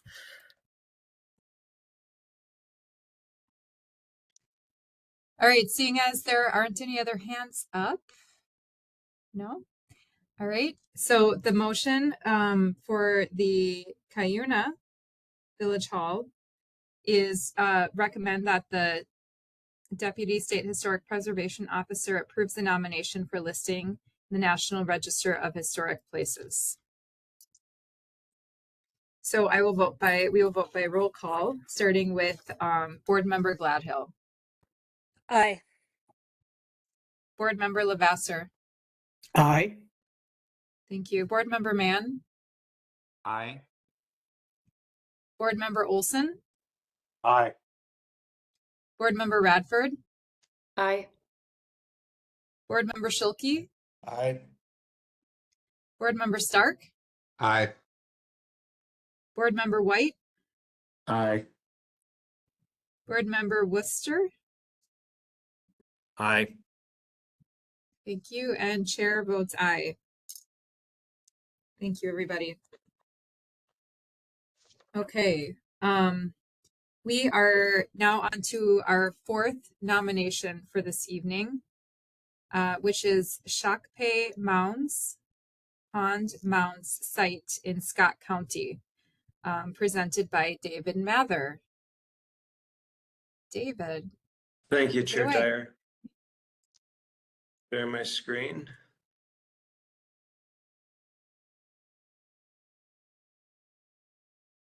Let's see. There we go. Does that look as it should? It does. Thank you.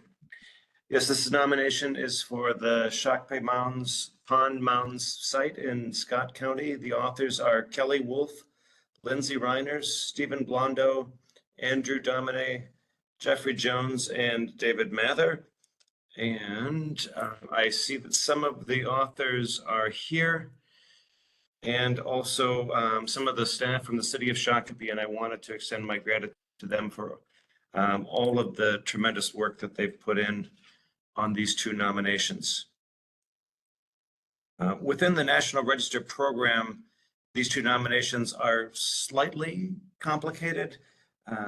This site in particular is technically already listed in the National Register because it is obliquely mentioned in the 1972 nomination of the Shakopee Historic District. And that nomination focused more on buildings and creation of the historical park now known as the Landing.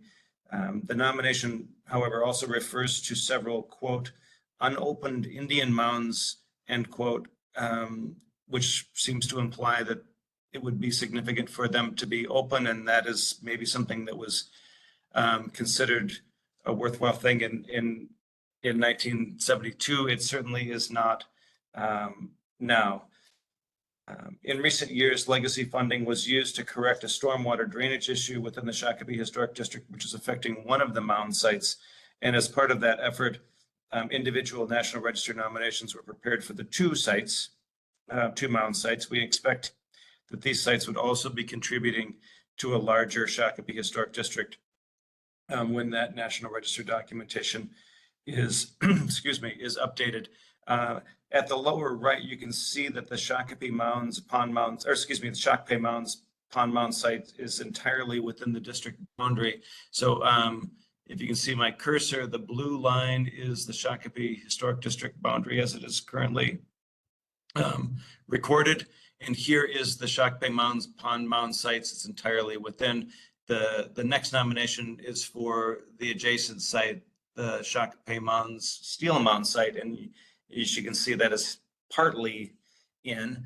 On the lower left, this blueprint shows some of the mounds that were, or the mounds that were noted at the time of the nomination preparation in the early 1970s. And so there's this cluster of 5 red dots on the left. Those are some of the mounds within the Pond Mound site. And then there's this cluster of other red dots on the right. That is at the steel mounds. And so these are counted as structures in the National Register database that contribute to the historic district. But there are then other sites, other structures and the contribute and sites that, as we'll discuss. I wanted to mention also that for both of these current nominations, SHPO consulted with the Shakopee, Metawakan, and Sioux community to determine an appropriate Dakota language name for the sites, which are Shakopee Mounds. And so this site is located within Memorial Park in Shakopee. It consists of 22 burial mounds that were mapped in 1882 by Theodore Hayes Lewis. 6 of the mounds retain surface expression above ground, and these are counted as structures. As we will see, remnants of other mounds are still preserved and intact underground, even though the surface is gone or obscured. Those mound locations are counted, as part of the site, which also includes the areas between the mounds. In this image, the 5 mounds in red are the ones that were previously counted in the Shakopee Historic District listing, while the blue circles are the other mound locations. And it's been more than 10 years since we've had a nomination for a mound site, and so it's useful to pause a little bit and provide some context that applies to both this nomination and the next. American Indian nations built mounds and related earthworks for thousands of years across eastern North America. In Minnesota alone, there are estimated to have been around 11,000 mounds throughout the state. And sadly, many of those were destroyed before legal protection was established in 1976 with passage of the Minnesota Private Cemeteries Act. As visible monuments on the landscape, mounds drew the attention of antiquarians in the late 19th century, including Theodore Lewis, who's pictured here, and who mapped the 2 Shakopee Mound sites along with hundreds of others throughout Minnesota and the surrounding states. Mound sites were a focus of archaeological investigations in the mid-20th century, and although these were few in comparison to the thousands of mounds that were destroyed by development and other earth moving related to that, mound and other ancient earthworks occupy kind of a middle ground in historic preservation, in that they are archaeological, but they are also constructed structures. They're examples of sacred architecture. They are cemeteries, but they're also symbolic creations that reflect aspects of traditional American Indian culture, cosmology, and spirituality. The Minnesota Private Cemeteries Act is an important protective law. It is administered by the Minnesota State Archaeologist and the Minnesota Indian Affairs Council. That law already applies to the 2 Shakopee Mound sites. It applies to private land and non-federal public land and waters in Minnesota. It is unrelated to the National Register of Historic Places. National Register listing provides an important recognition of the significance of these sites to the Mdewakanton and Dakota and to other Native nations, and in Minnesota archaeology and history. These images are from the Shakopee Pond Mound site in Memorial Park. At left, we see signage alerting visitors to the legal protection from the Private Cemeteries Act, and with information about prairie restoration that's gone on in that area of the park. And at right, we see the same sign at the edge of one of the large visible mounds. So this higher ground here is one of the mounds, and there's mature oak trees behind it. The one thing that I feel like I should point out is that these particular mounds are really quite large. One of the aggravating things about being an archaeologist is that mounds and other earthworks are really hard to take photographs of. They show up when you're there looking at them, but when you try to take a picture, something about it's harder to see them unless they're really gigantic. Anyway, a little bit more context. Despite their prominence in Minnesota archaeology, relatively few mound sites are listed in the National Register of Historic Places.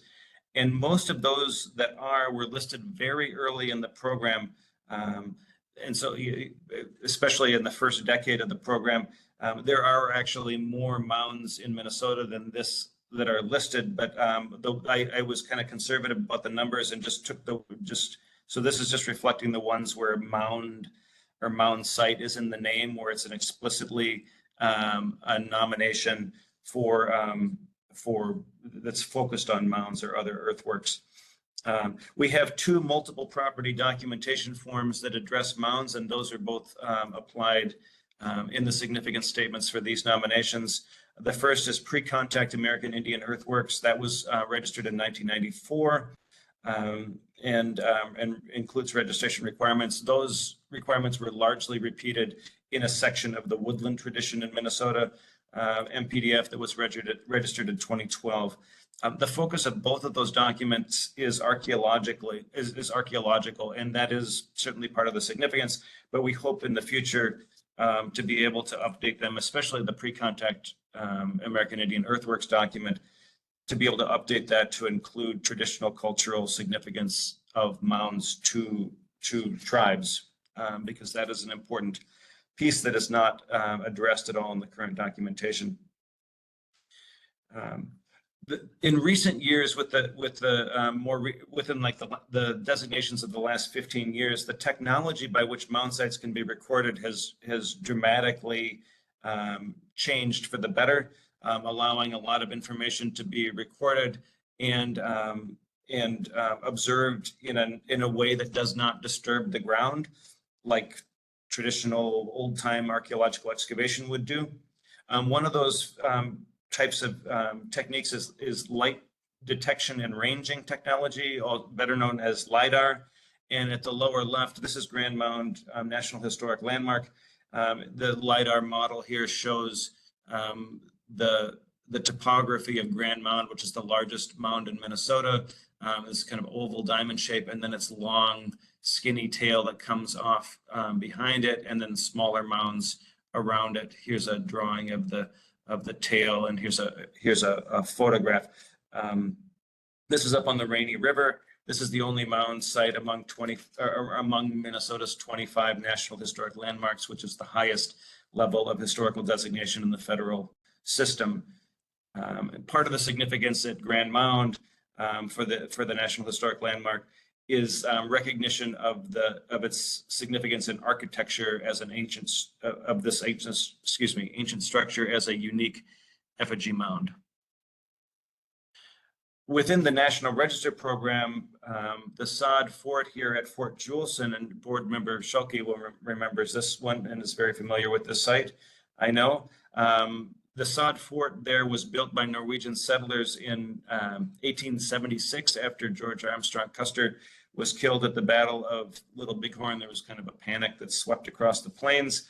When investigation of the site began in 2012 for nomination to the National Register, the LIDAR imagery, which was the first step that the archaeologists took, to research the site showed remarkably 4 intact or largely intact burial mounds that were there on this high hilltop before the fort was built. And this is a rare example of an intact mound site that was not recorded by the antiquarians like Lewis in the late 19th century, but then still also survived intact now. So these mounds were not at all known before. The nomination scope was changed to address that period of significance as well.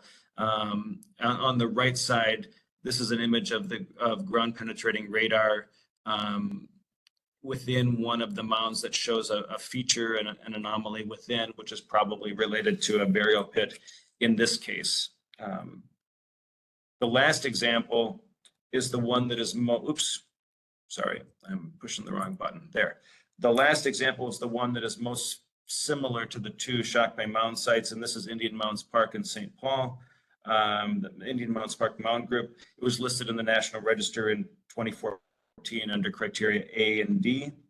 And the LiDAR image at the left shows these yellow circles. Those are the intact mounds on top of the bluff overlooking the Mississippi River. And then the previously mapped mounds that are no longer visible are in red. And geophysical survey was conducted in 2 areas, which are indicated by the blue triangles, to assess integrity of the site in areas where mounds are no longer visible. And significantly, this showed that subsurface features still exist that could correspond to the historically mapped mound locations. And those anomalies, we don't know exactly what they are, but they likely include burial pits. They include areas of burned earth, and those probably relate to the funerary ceremonies conducted during mound construction. And this information demonstrated that the site as a whole retained archaeological integrity, which was enhanced by the presence of the surviving visible mounds. And this situation is very much the same at the 2 Shock Bay Mound sites. And so I've found that comparing, or that's been a very useful analogy. And so with that, we can we can return to Shock Bay Mounds, Pond Mound site in Shakopee. And as mentioned, the site is largely within Memorial Park. An example of the setting is seen at right with the modern flagpole. Archaeological investigations have occurred at numerous occasions to identify and protect aspects of the site. At left is an example of field notes from an investigation in the 1970s that showed some of the locations of some of the mounds. LiDAR imagery at left shows that some of the mounds are still prominent within the landscape, and you can see these as the kind of the circular points here on the upper image, and here circled in yellow and shaded on the lower image. Most of these are conical mounds. Significantly, a connected series of 3 small mounds is also preserved. Following guidance from the Pre-Contact American Indian Earthworks MPDF, the unusual nature of that alignment prompted inclusion of criterion C significance. In this case, in addition to A for broad patterns of history and D for information.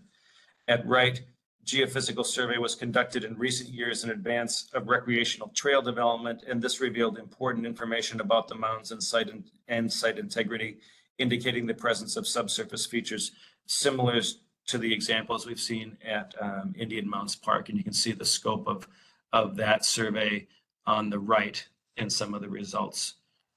And this image is a better composite of the results of that investigation, showing significant anomalies outlined in red, along with the mound locations mapped in the 19th century. Significantly for the site as a whole, the anomalies are not limited to the mound locations themselves, but are also present elsewhere at the site. So the mounds, are important structures within the site, but the archaeological site also contains a lot of other historical record of past activity related to the mounds and habitation from people living there and building those structures. So this map illustrates the site integrity with visible mounds in purple, including the alignment of mounds with the connecting berm. That's right here, if you can see my cursor. In green is a visible mound with a corresponding anomaly from the geophysical survey over here at the eastern side. In blue are geophysical anomalies where previously mapped mounds are no longer visible on the surface. And mound locations in white, right in here, have likely are considered to have likely subsurface expression, and the condition of the locations in orange is unknown. The landscape is intact and well preserved within the park. At left is a view within Memorial Park with camera facing northeast, and at right is a view near the Minnesota Riverbank along a recreational trail with camera facing west. The eastern part of the site is more open and includes a portion of the Landing Historical Park. Here's a view at the left of the site, including historic buildings and a recreational trail. The camera's facing north, and a view closer to the highway with camera facing west. The period of significance was determined by the historical context of mound building in Minnesota, as well as diagnostic artifacts found at the site, and the historically documented significance of the site to the Shakopee Mdewakanton community in the 19th century, which continues today. The level of significance is state, National Register criteria A, C, and D, and the period of significance is 500 before Common Era to 1853. Areas of significance include Native American history, social history, religion, and archaeology. The Shakopee Pond Mound site is an important and well-preserved burial mound site, significant in Minnesota archaeology as an aspect of the Shakopee Historic District, and most importantly, as a traditional place significant in the history and culture of the Shakopee, Mdewakanton, Sioux, and other Dakota communities. For these reasons, the Shakopee Pond Mound site is eligible for listing in the National Register of Historic Places, and we have no correspondence related to this nomination.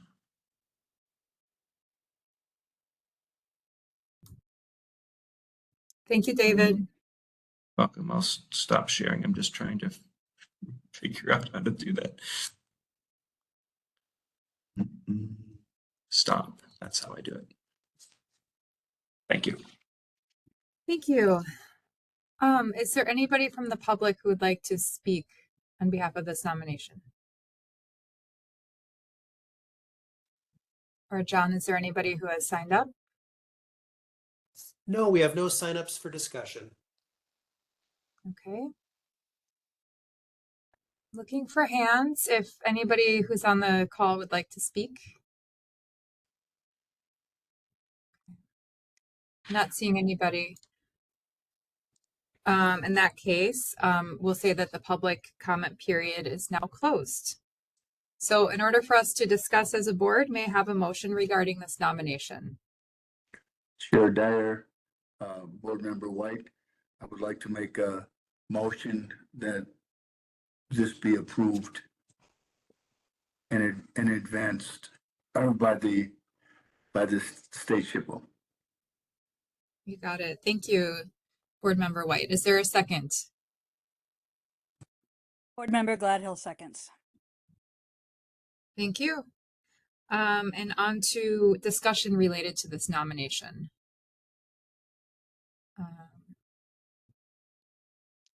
Don't see any hands. See Board Member Mann. Oh, there we go. Yep, Board Member Mann. Thank you. Yeah, thank you. First of all, I'd just like to say, I'm excited to see this nomination here. As Dr. Mather said, it's been a while, and so it's great to see these mounds being nominated to the National Register. I just had a couple of comments, mostly around language, and then a question as well. On section 7, page 5, this is really just a wording issue, I think, but in the second paragraph, it states that 24 miles upstream from the strategic confluence with the Mississippi, known to the Dakota as Bedote or Medote, the place where Fort Snelling and Mendota were established, rather than define it as the place where Fort Snelling and Mendota were established, maybe first define what the Bdote means in Dakota terms, and then note that it was later the place where Fort Snelling and Mendota were established. Excellent point. I can make that clarification. And then question on in section 7, page 19, there's a note that one possible human bone fragment was identified and retained at Hamline University. And unless I missed it somewhere else in the nomination, I was wondering what the current disposition of that fragment is, and when will it be repatriated to the Dakota, and should that be included as part of this nomination? Yeah, I will check on that. Yeah, that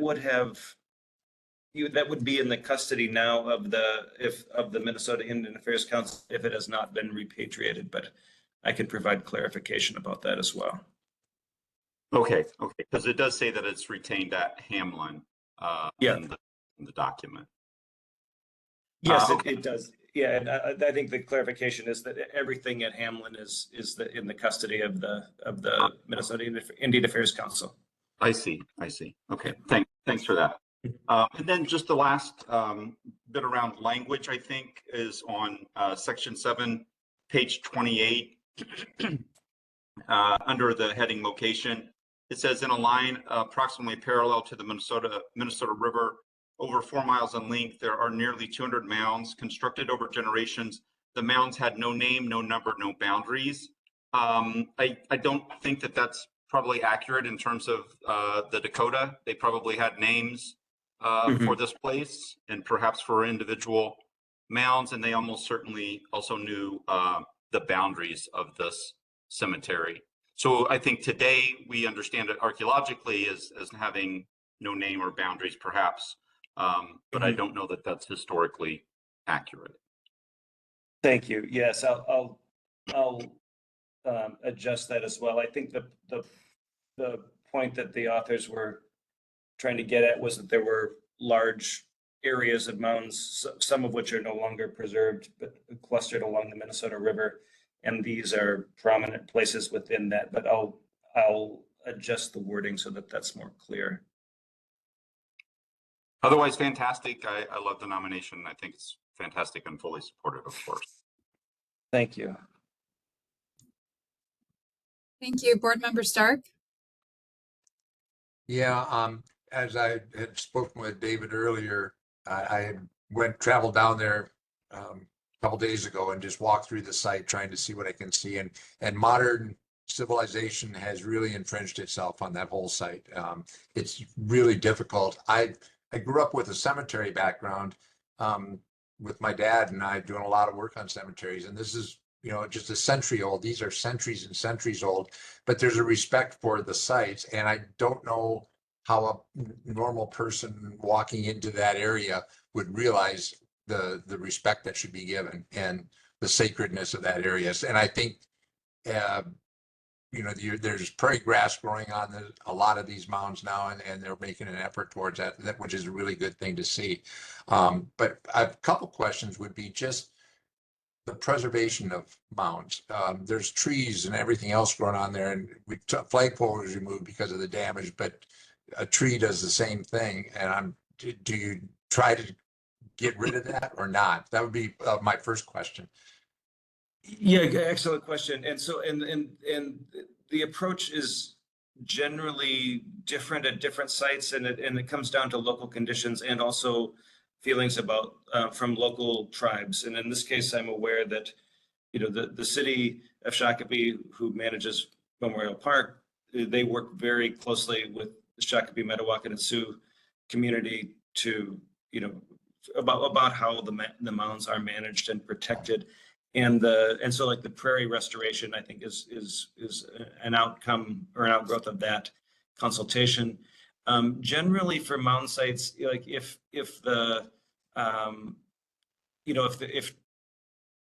trees are growing on them, if they're monitored for health, it works pretty good. The tree itself doesn't do that much damage. I mean, the roots grow down in, but then also they will rot away over time. The damage would come, usually from windstorms when if big trees are blown over, then the root ball gets pulled up, and that can cause a lot of damage. And so at some mound sites, like trees that seem like that could happen too would be cut down at some point, or managed for smaller vegetation. In this case, I think, the Shakopee, Metawakan, and Sioux community and the city are keeping a very close eye on it. And so I think that type of protection is in good hands here. Is it an active sacred site, or is it just a sacred site and they just don't come back because it's centuries old and they don't know their ancestors? So like in the 19th century, it was the mound site, the mounds were still used by the Dakota.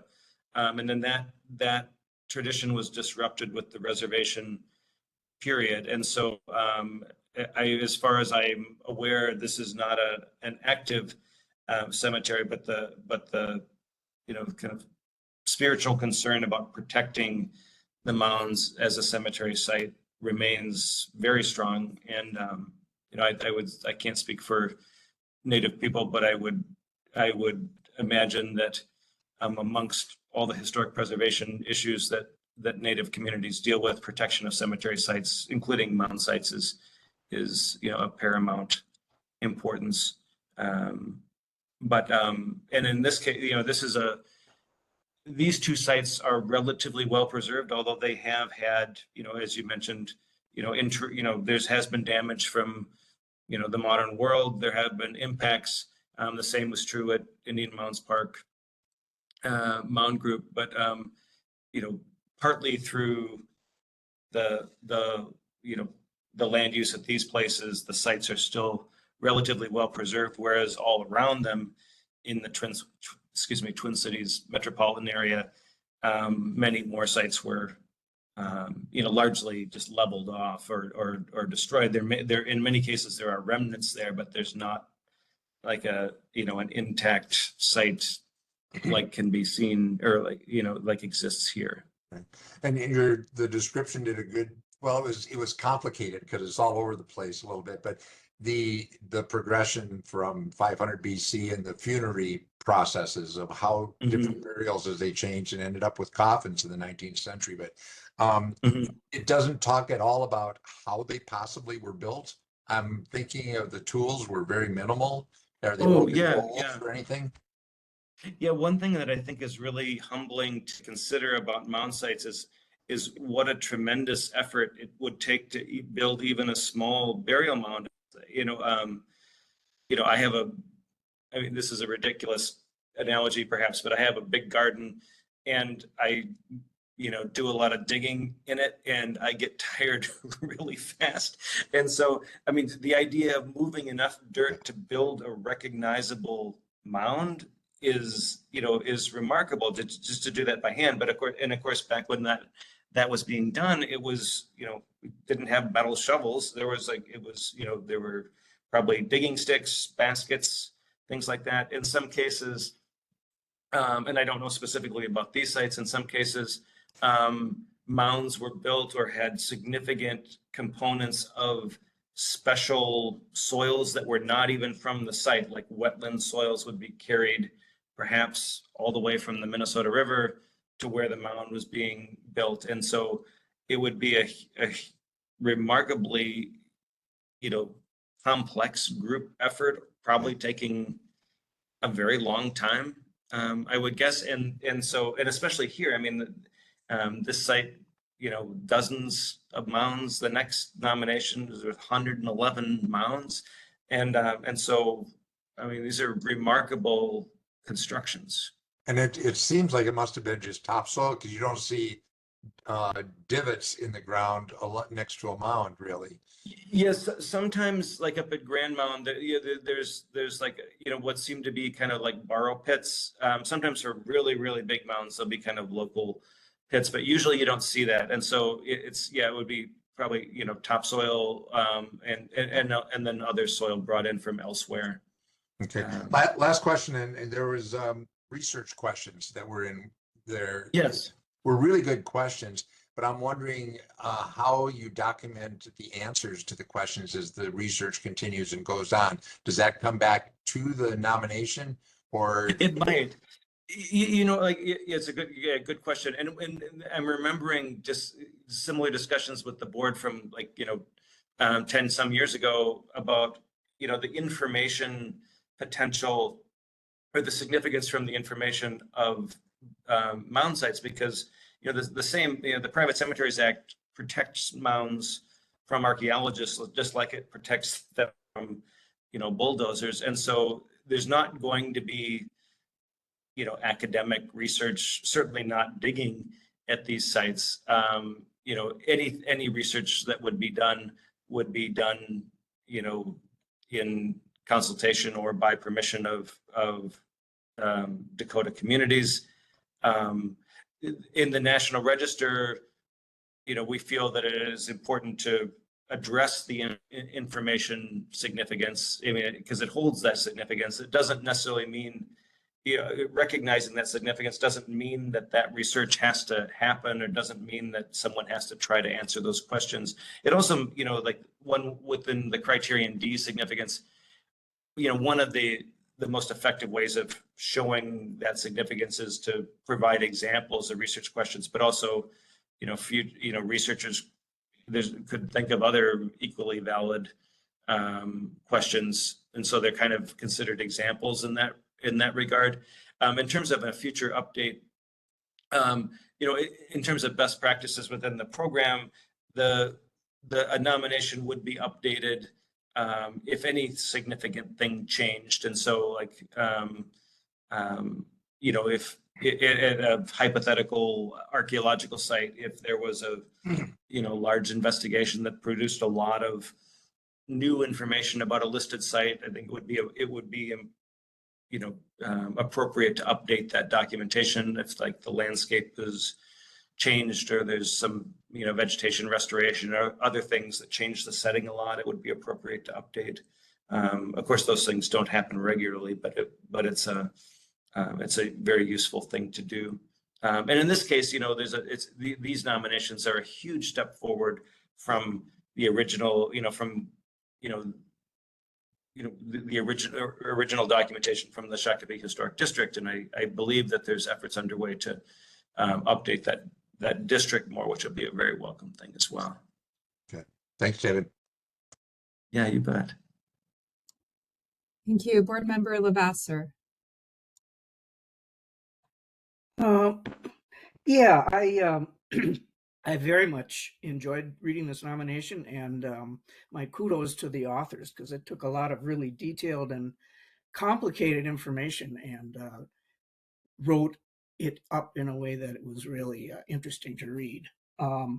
Also, I noticed a few little typo things, and I would like to point those out so that they can be corrected. In one case, there was some information obviously missing. They had put in a series of X's instead of whatever it was supposed to say. Who should I send that to?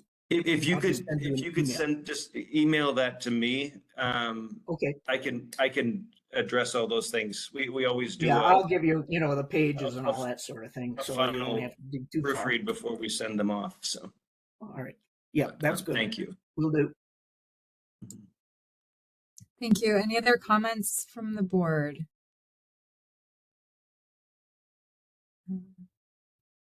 Don't see any questions or hands. Yeah. All right.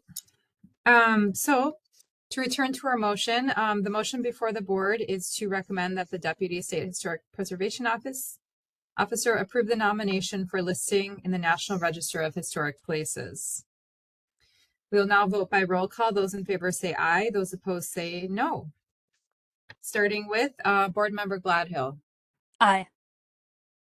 Thank you. Board Member Lavasser. Aye. Thanks. Board Member Mann. Aye. Board Member Olson. Aye. Board Member Radford. Aye. Board Member Schilke. Aye. Board Member Stark. Aye. Board Member White, Aye. Board Member Worcester. Aye. Thank you. And chair votes aye. Thank you. All right. So now it's time to move on to our fifth nomination this evening, which is Shakopee Mounds Steel Mound Site in Scott County, also presented by David Mather. Thank you.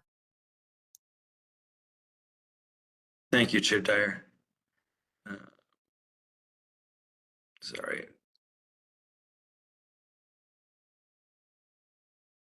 There we go. There we go. Okay. So yes, this is the Shakopee Mounds Steel Mounds site. The the authors are the same as the previous, in a slightly different order. Lindsay Reiners, Kelly Wolf, Stephen Blondo, Andrew Domine, Jeffrey Jones, and David Mather. And the issue of the site relative to the Shakopee Historic District is somewhat similar. And so this is the one. Sorry, I'm trying to find my cursor. There it is. On the right-hand side, the blue line is the Shakopee Historic District, and it cuts right through the site. So basically the west half is within the listed district. The right half approximately is not. On the lower left, the cluster of red dots are the mounds that were noted at the time of the nomination. And so those are identified as contributing structures within the Shakopee Historic District. And so it was a little bit of a struggle with the count in terms of what sites and what structures were already counted and which were not, but I think we got that figured out. And so here is a view of the site as a whole. There are 111 mound locations within this site. This we know that again because Theodore Hayes Lewis mapped all the mounds in the late 19th century. In this case, the red ones up here at the top or at sort of at the left side are the ones that are counted in the Shakopee Historic District. The blue ones are other mound locations, and we have another wrinkle with this site. In the white ones there's a different mound numbering system that the University of Minnesota used when they did investigations at this site in the 1960s, and so it's a little bit confusing to have the two numbering systems, but that's indicated on this composite map. And in the nomination itself, there's these big maps are broken up into smaller pieces, as you notice. So in 1964, this is before the Private Cemeteries Act was passed, and so two things that are kind of unimaginable today were going on. One was that this highway construction that was happening then was just going to destroy the mounds. That was a pretty typical, or that was a typical situation back then. The other aspect of that was that the University of Minnesota, in order to recover some of the information, did archaeological investigations in the mounds. That also was a fairly common situation back then. And so there were, artifacts recovered from the mounds, human remains, both from the woodland tradition or throughout the woodland tradition rather, and from the 19th century Dakota use of the cemetery. In the 1990s, after the Native American Graves Protection and Repatriation Act was passed, the human remains and funerary objects, including artifacts, were repatriated to the Dakota and reburied. On some of these aerial views show some of the landscape of the site at that time, and you can really see the absence of modern intrusions in comparison to the present day. Up at the upper right, some of the archaeological excavations. I did want to take care not to show details of the excavations with human remains. Sorry, I'm trying to advance and it's not letting. Oh, there we go. Okay, so here we have again LiDAR imagery of the site. In this case, the blue shaded mounds are visible, or at least partly visible above the ground, and they show up in the LiDAR. The circles that are not filled in are the ones that do not have surface expression. And then geophysical survey was conducted over a pretty large extent of the site, not entirely, but a lot of it within highway right-of-way, some of it within the Landing Historical Park, and some of it in particular areas that are related to the stormwater remediation project. And that showed anomalies associated with some of the mounds and mound locations where there's no longer surface expression. Now, here's an example of some of the integrity. I'm not going to show the whole site, but this is a similar type of situation where the green mounds have a visible mound components and then also geophysical anomalies. The light blue is a geophysical anomaly at a mapped mound location. White, likely intact subsurface, and then the orange are other mound locations where we do not know the status. Oh, and the kind of purple is a visible mound.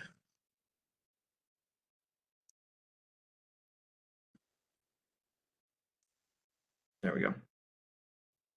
Yes. Okay.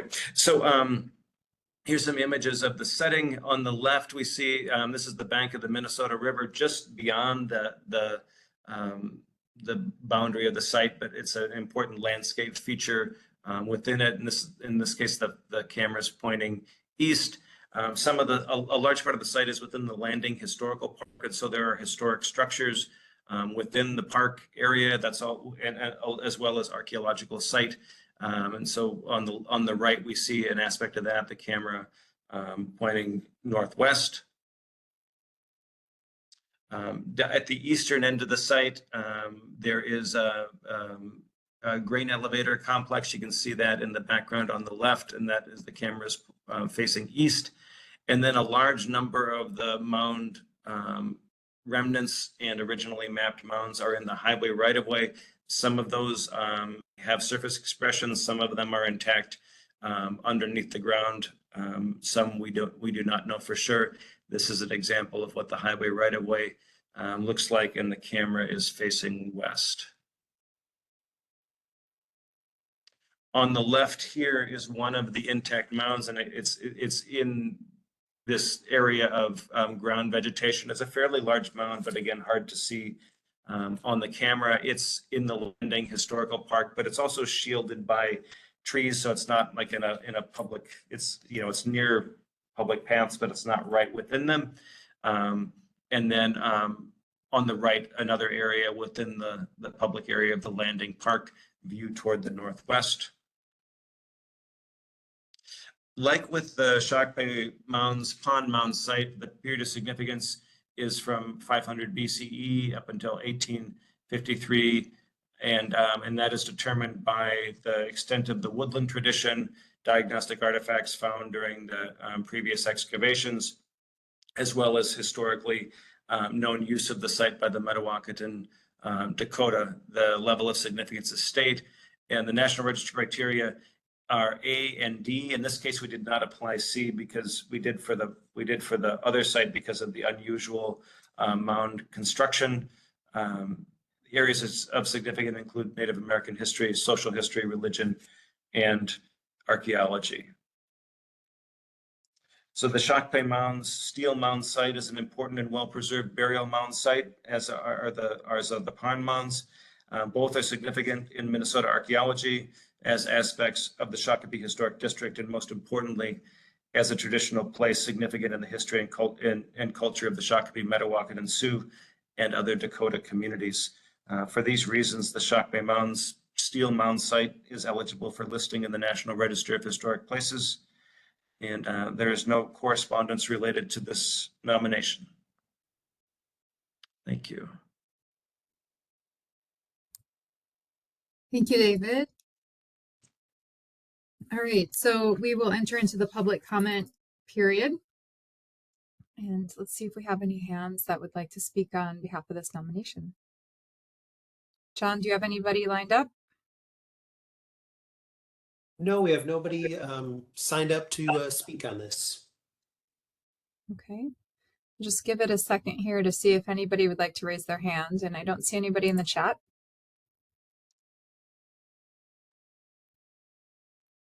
Okay. All right. So the public comment period is now closed. In order for the board to discuss, may I have a motion regarding this nomination?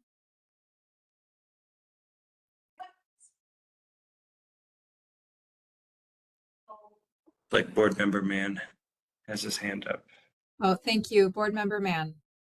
I would like to make a motion to recommend that the Deputy State Historic Preservation Officer approve the nomination for listing in the National Register of Historic Places. Thank you. A+. All right. Is there a second? Board Stark seconds it. All right. Thank you. All right. Is there a discussion related to this nomination?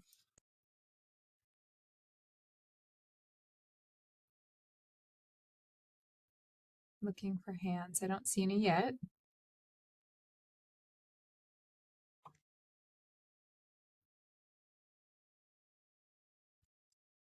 Board Member Stark. There we go. One last question, but with the landing and the old buildings in there, I think there was some mention that that is a possible nomination as well. Is that the case? Well, that is, yeah, so within the strange program history of the National Register, when that nomination was prepared in the early 70s, I mean, they talked about creation of the historical park by moving buildings in as a as an aspect of the historical significance. And of course, the regulations of, the structure of the program hadn't even been, of the National Register program hadn't been developed. And so, later on, those, a moved building has lost its integrity. And there's, as we know, and there's lots of, and there's a big process to figure out when that's okay and when that's not okay. And so, in trying to write an introduction about the Shakopee Historic District, I think I made the point that, that creation of that park, is more than 50 years old now. And so it's possible that that could be significant as, in that context, in the context of creating a historical park. I don't, that I'm not an expert in that, so I can't really say for sure, but the park itself is old enough now to be potentially eligible in its own right. Is that what you were talking about? Yes, it is. Okay. I knew it would be like there'd be three nominations, the two archaeological and then this one on top of it. But since it was all the same area, if there was a reason that it would want to be tied in, but for a later date, another discussion. And it is very nice buildings out there and well taken care of. To see the Fairwell House and stuff like that, that was fun. Yeah.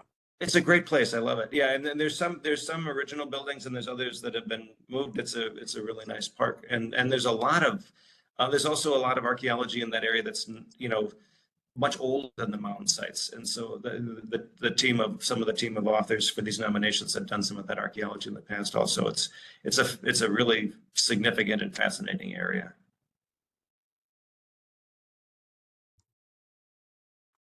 Thank you. Any other comments from the board?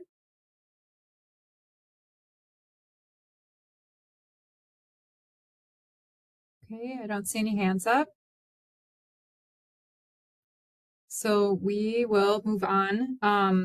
So the motion before the board is to recommend that the Deputy State Historic Preservation Officer approve the nomination for listing in the National Register of Historic Places. We will now vote by roll call. Those in favor say aye, those opposed say no.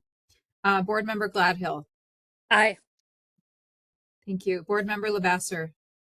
Aye. Board Member Mann. Aye. Board Member Olson. Aye. Board Member Radford. Aye. Board Member Schilke. Aye. Board Member Stark. Aye. Board Member White. Aye.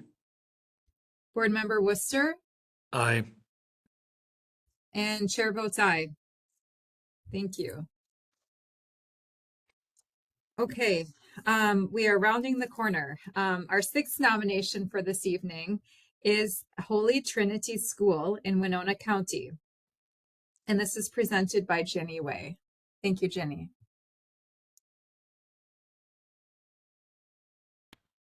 Thank you, Chair Dyer. Lillian, I'm going to look to you to let me know verbally if things are advancing, please. Will do. Thank you. Madam Chair, before Jenny begins, I have a question of parliamentary inquiry. Go ahead. Considering the correspondence that was received regarding this property, are we out of line? Would it be considered out of line to make a motion before the presentations, or do we still need to go through all of that? I'm only asking the question. It seems like we would go through the presentation and then do public and then do the board motion. However, Jenny, if you have a sense about this, please jump in. You're correct, Chair Dyer. So Okay, thank you. That's all I needed to know. Perfect. All right. Thank you, Jenny. Mm-hmm.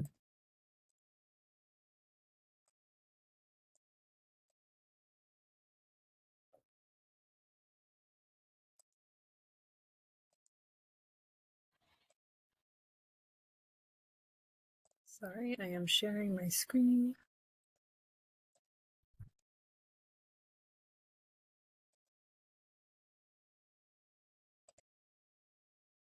I'm trying to find my notes. Okay. Located at the corner of Main Street and Broadway in Rolling Stone, Minnesota, the Holy Trinity School faces north toward the commercial center of downtown. The school was designed by architect Andrew Roth of La Crosse, Wisconsin, and constructed in 1920. A kitchen and auditorium gymnasium addition were completed in 1950. I'm sorry, I forgot to introduce it. This is Holy Trinity School in Rolling Stone, Winona County. The author is Carmen Bertelsen. Did the slide advance? Yes. Thank you. Located on the corner of Main Street and Broadway in Rolling Stone, the Holy Trinity School faces north toward the commercial center of town. The school was designed by architect Andrew Roth of La Crosse, Wisconsin, and constructed in 1920. A kitchen and auditorium gymnasium addition were completed in 1950. At the left is a view of the east side, east facade, camera facing west. At right is the current property boundary of the school from above.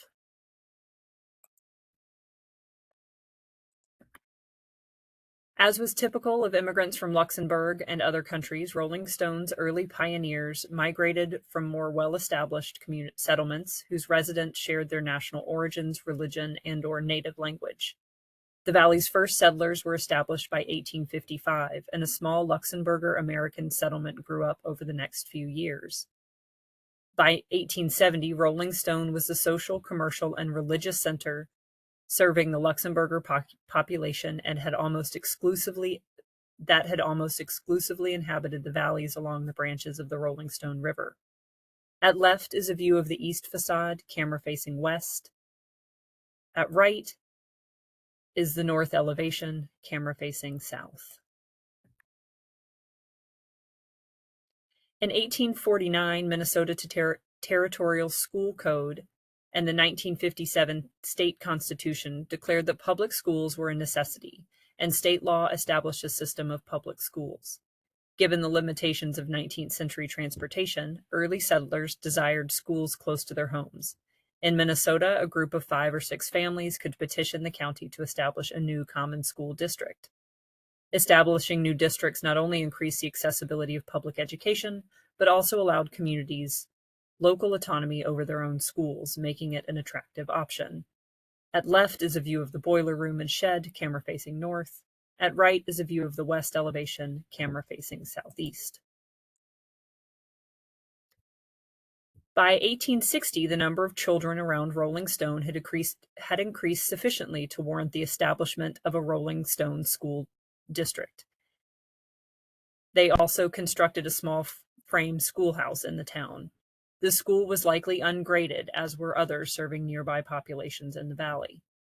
At left is a view of the west elevation of the 1920 building, camera facing northeast. At right is a view of the south elevation, camera facing north. According to local historian Mary E. Nilles, the history of education in Rolling Stone was a direct result of the town's religious philosophy. Nilles states, quote, Catholic education became an obligation for immigrants who lived in or near the Rolling Stone village, end quote. Families from further from town could choose to send their children to other secular schools for the compulsory education, but in the spring it was expected that religious education would also take place at Holy Trinity Church in Rolling Stone. Education was viewed as a means of preparing students not only for gainful employment in professions, but it fostered their spirituality as well. Rolling Stone Luxembourgers valued learning as a key to economic prosperity and social acceptance. However, while they sacrificed greatly to assure their children had proper instruction, for decades they were always somewhat suspicious of secular education and the spiritual, psychological, and social harm it might do them. This suspicion explains why Luxembourger settlers leased part of the public school building for their own community-controlled religious education. At left is a view of the first floor chapel area, camera facing south. At right is a view of the first floor meeting room, also the old cafeteria, camera facing south. Oops. The need for higher education in Rolling Stone became pressing in the first few decades of the 20th century. Many students would continue a high school education away from Rolling Stone and presumably the close-knit social and religious expectations. As a result, the city of Rolling Stone, in partnership with the Holy Trinity Church, constructed the Holy Trinity High School in 1920. While ownership roles reversed, the relationship between the public and the parochial schools persisted after the construction of this school. The parochial school and the public school, while practicing their own curricula, shared the building. At left, we see the 2006 as-built drawings of the second floor. At right is a view of the second floor hallway, camera facing south. According to Nilles, the school was intended to accommodate 200 pupils on the first floor in several large classrooms, while the upstairs would offer 2 large dormitory rooms for about 70 boarders, plus a living room for the sisters. It is not clear when the second floor of the building was converted to educational space, but it was likely a process dictated by both the students' need and the church's practices. At left is a view of a third floor classroom, camera facing west. At right are the 2006 as-built drawings of the third floor. Holy Trinity School provided quality education in the liberal arts, sciences, businesses, and languages. The auditorium gymnasium was constructed in 1950 to provide enlarged facilities for school performances and spring events. After 1967, only grade school parochial education was offered in the building through 1969. Once the school was closed by the Winona County Catholic Diocese, the public school system offered 1st through 6th grade classes in the building through 1996, when Rolling Stone was consolidated with nearby districts. At left is a view of the arched window from the second floor landing, camera facing east. At right, a view of the third floor classroom, camera facing south.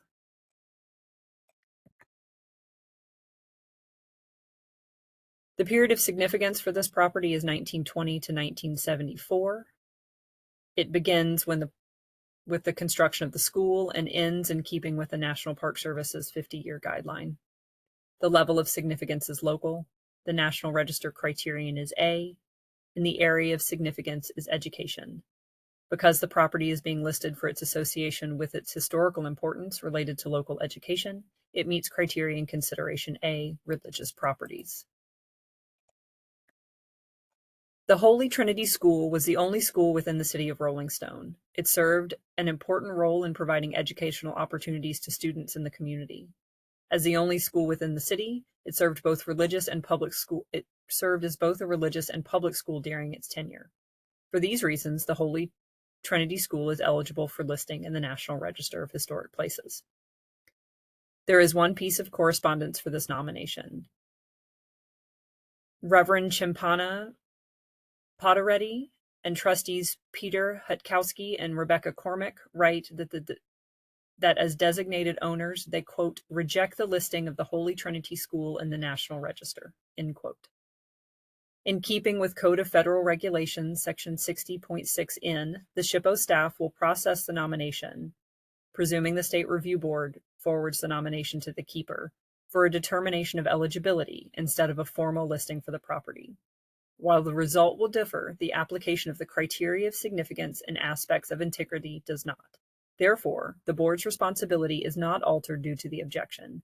Please consider whether or not the nomination meets criteria for evaluation as you have for other properties presented this evening.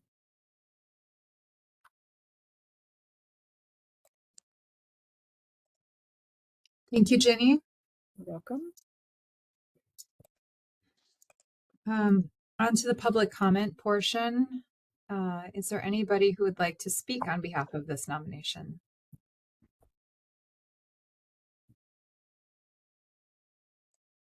John, do you have anybody? No, nobody has requested to speak on this. Okay. All right. I don't see any hands from the chat.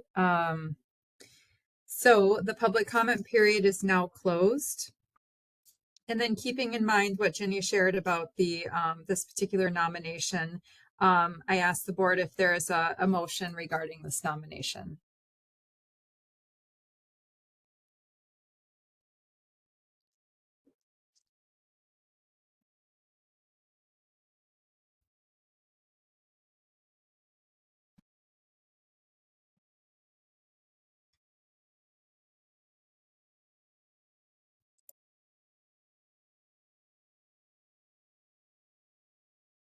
Anybody would like to jump in?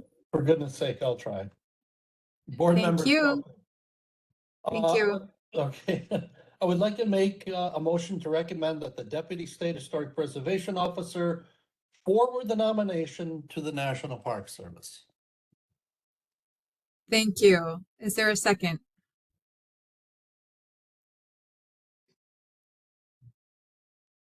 Board Member Lasser, I will second.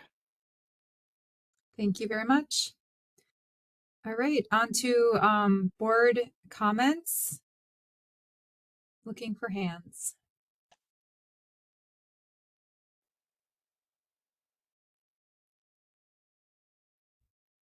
Board Member Stark.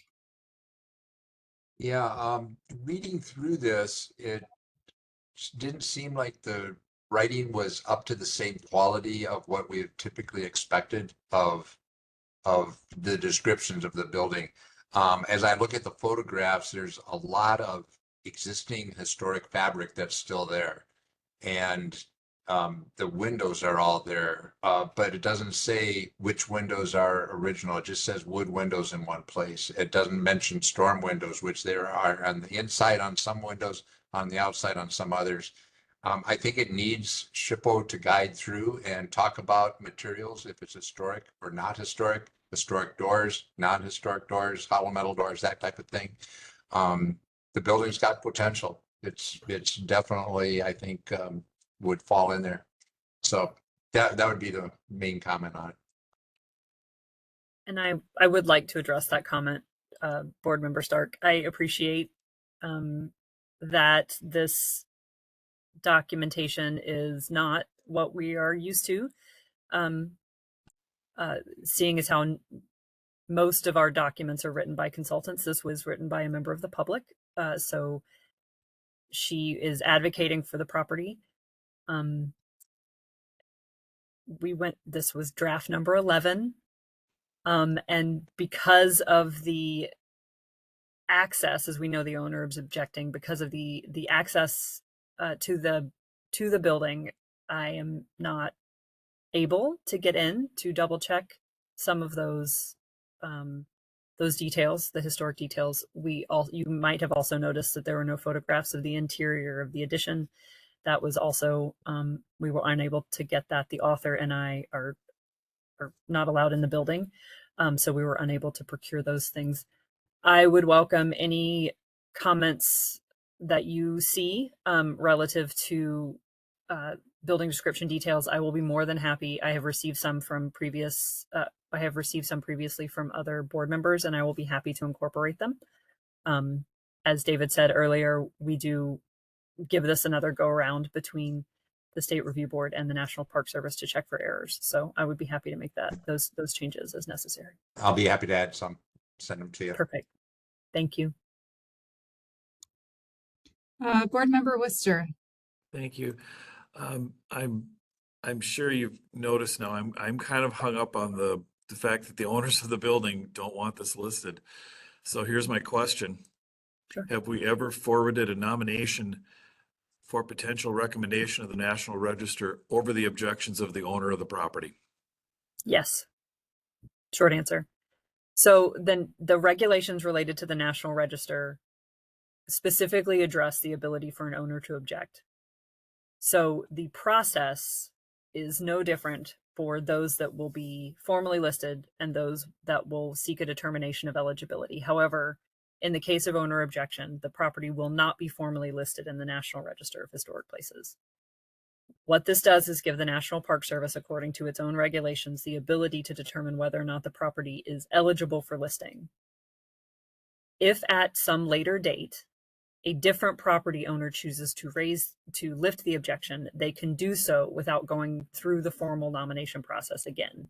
They can simply send us a letter that says they lift the objection and they would like the property to be listed.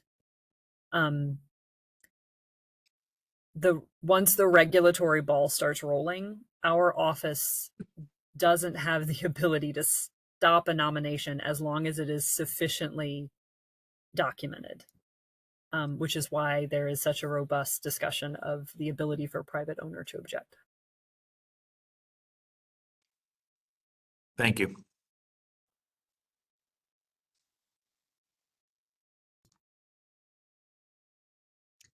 Board Member Gladhill. And to clarify, the owners did or had notification of this meeting, so they could have spoken as well tonight. They could have. They sent their written comment. It's very clear. The way this played out is that the author, the nomination preparer, is an advocate for the building within the city of Rolling Stone, although she is not a resident there. She has support. My understanding is that the trustees of the church who own the school were aware of her work during the process and were not able to convince her to withdraw the nomination, which would be her right at any time. And so we are here. I have spoken at length with the trustees and have assured them that the SHPO is familiar with their objection and will honor it because that is their right, and we welcome their ability to use that, and we will follow the regulations accordingly. And Jenny, Chris here. So, and it's none of our business to inquire what that objection is? Is that within our purview to ask you or They what would is it? they would not like the property to be listed. I mean, what's our specific, okay, just they don't want to, okay. I'm not sure. They have indicated that they might have a buyer for the property that is Okay. uninterested in the benefits that listing might hold for them. But right now, interestingly enough, their church is listed. So the listing on the school, of course, holds the same sort of regulatory obligations, but it is simply the desire of the owner not to have the property listed. Okay. Thank you. You're welcome. Jenny? Board Worcester. Sorry. Sure. Go ahead. Okay. If this motion does not pass, what happens next? Or what potentially happens next? So if the motion to send the property to the National Park Service does not pass, then the Deputy State Historic Preservation, Amy Spong, could If she reads the nomination and believes that it is adequately documented and technically correct, she could choose to send the nomination as a disputed nomination, meaning a dispute between the State Review Board and the SHPO, to the National Park Service to seek a determination of eligibility. Her other choice would be to say that the SHPO concurs, agrees with the State Review Board, and that we have denied the eligibility. I would remind you, though, that the obligation of the State Review Board is to determine whether or not the property meets the criteria for evaluation, regardless of the ownership situations.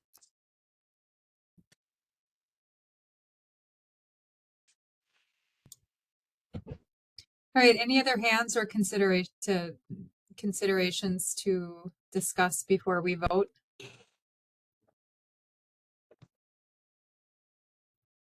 Don't see any others. So the stated motion, the motion before the board is to recommend that the Deputy State Historic Preservation Officer forward the nomination to the National Park Service. And I will vote by roll call. Those in favor say aye, those opposed say no. Board Member Gladhill. I'm going to say aye. Aye, thank you. Board Member Lavasser. Aye for me. Thank you. Board Member Mann. Aye. Board Member Olson. Aye. Board Member Radford. Aye. Board Member Schulke. Aye. Board Member Stark. Aye. Board Member White. Aye. Board Member Worcester. Aye. Thank you. And Chair votes aye. All right. Now we will be moving on to our next nominee.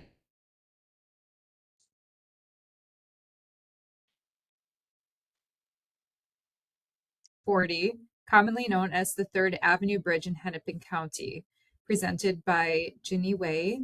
And I also understand that Board Member Olson will be recusing himself from this nomination. So Board Member Olson, I'll shoot you a text when we are done. Otherwise, maybe just listen, but turn everything off. Thank you, Ginny. Thank you, Chair Dyer.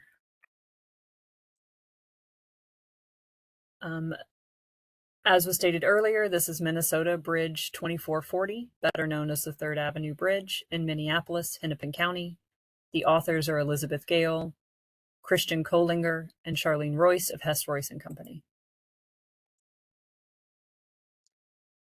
Bridge 2440, locally referred to as the Third Avenue Bridge, carries State Trunk Highway 65 over the Mississippi River, just upriver from the Falls of St. Anthony in downtown Minneapolis. The bridge connects 3rd Avenue South on the west bank of the and Central Avenue Southeast on the east bank. Constructed in 1914 and 1918, the bridge's overall length is approximately 1,888 feet. The bridge has 7 main open spandrel melon concrete arch spans, 5 rib arch spans, and 2 barrel arches. At left is the 3rd Avenue Bridge boundary denoted by the red line. This also serves as a nomination photo key. At right is a view of the bridge within the larger context of Minneapolis. The bridge is marked with a yellow pin. The 3rd Avenue Bridge carries Trunk Highway 65 over the Mississippi River in an area once dominated by railroad tracks and industry. Just downstream from the bridge, the Falls of St. Anthony provide water power for Xcel Energy's Hennepin Island hydroelectric plant, a horseshoe dam and related roll dam that pass beneath arch spans 2 and 4, raise the head of the falls to increase power generation at the plant. At left, we see the upstream faces of the arched spans looking south. At right is the 3rd Avenue Bridge at the north approach span in 1952. When the bridge was first built, railroad tracks ran along both riverbanks under the approach spans. Now, West River Parkway, a 2-lane road paralleled by pedestrian and bicycle trails, runs beneath the western approach spans, and more trails and the historic Main Street, are below the eastern approach spans. At left is the Third Avenue Bridge and Exposition Building in the 1920s. At right is an elevated view of the bridge with downstream faces of arches looking northeast. As the city grew in the mid-19th century, the East Bank retained a commercial core and a sense of community. This vitality was bolstered in the early 20th century as the city's population boomed and the streetcar system encouraged real estate development to spread out from the river. Connecting the east and the west sides of the Mississippi was critical to the city's growth. Yet, all streetcar lines ran over Hennepin Avenue Bridge, creating congestion at the bridgeheads. Boosters on both sides of the river began a publicity campaign for the erection of another bridge over the Mississippi at 3rd Avenue South around 1905. At left, we see the downstream faces of the arched spans, camera facing north. At right is the north approach span, camera facing southeast. By the end of 1912, the Minneapolis City Council commissioned a design for a reinforced concrete bridge from the Concrete Steel Engineering Company in New York. The 3rd Avenue Bridge location was a challenging site. Just above the Falls of St. Anthony, the top layer of limestone rested on a fragile shale and limestone beds. Backwash from the falls had eroded the lower layers, creating limestone ledges. The limestone ledge ended near where the new bridge was proposed. If the ledge was lost, the falls would also be lost, leaving only rocky rapids. At left is the staircase of the north approach, camera looking northwest. At right is pier number 8, camera looking southeast. The engineers at Concrete Steel were not aware of the delicacy of the limestone riverbed when considering the design for the new bridge, particularly the locations for the piers. The first bridge design had a gentle horizontal curve and an arch spans of 195 feet.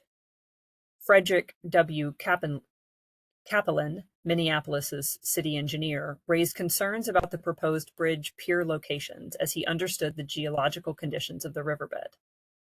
At left is a close view of the deck and the spandrel columns near Pier 6, camera looking northeast. At right is the south approach span, camera looking northwest.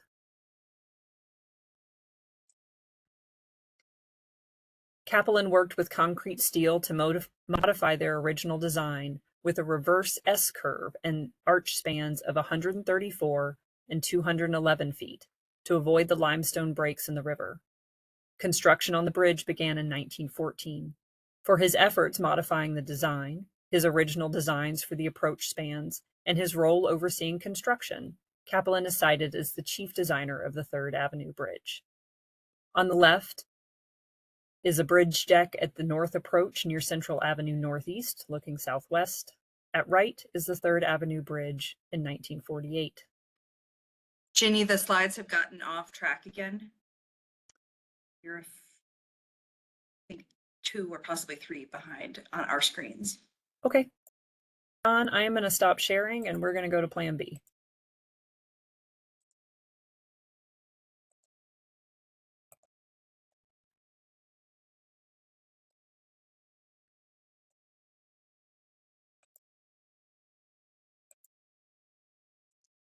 John, did you hear me?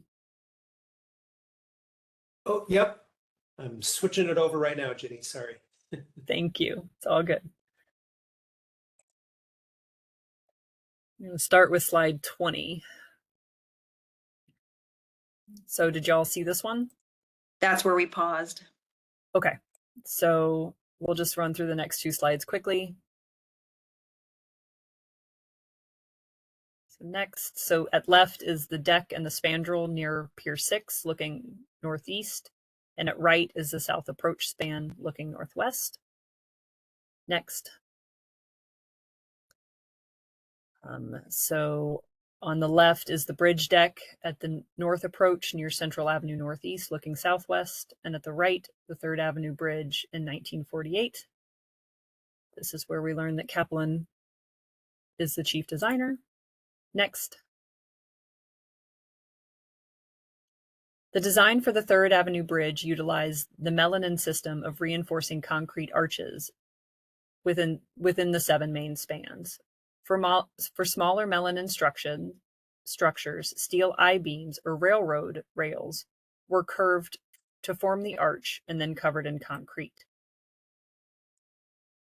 In larger structures, such as the Third Avenue Bridge, the reinforcing was built up from steel angles, creating a structure of curved, parallel cord trusses.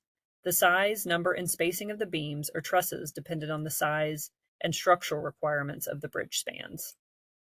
On the left is a photograph of the arch construction, camera looking west, circa 1916.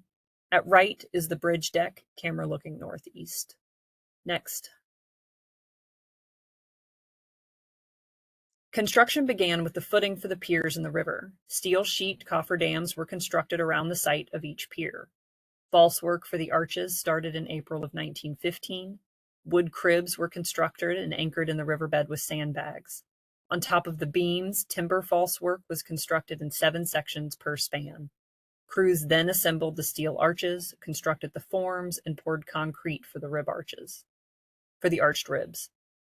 The first upstream rib was poured on July 8, 1915, and the last upstream rib was poured on August 5th.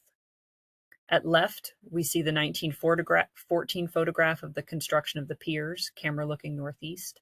At right is a view of the bridge deck showing the curve in the bridge alignment, camera looking southwest. Next. Over the next 3 years, the concrete for the arches, spandrel columns, cap beams, and the deck was poured.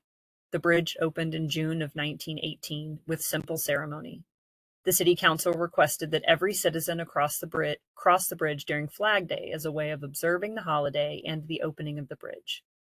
With the success of the Third Avenue Bridge, a new era of concrete arch highway bridges in Minneapolis and St. Paul was initiated. At the end of the 1960s, the bridge's role as the main transportation artery across the river in Minneapolis changed.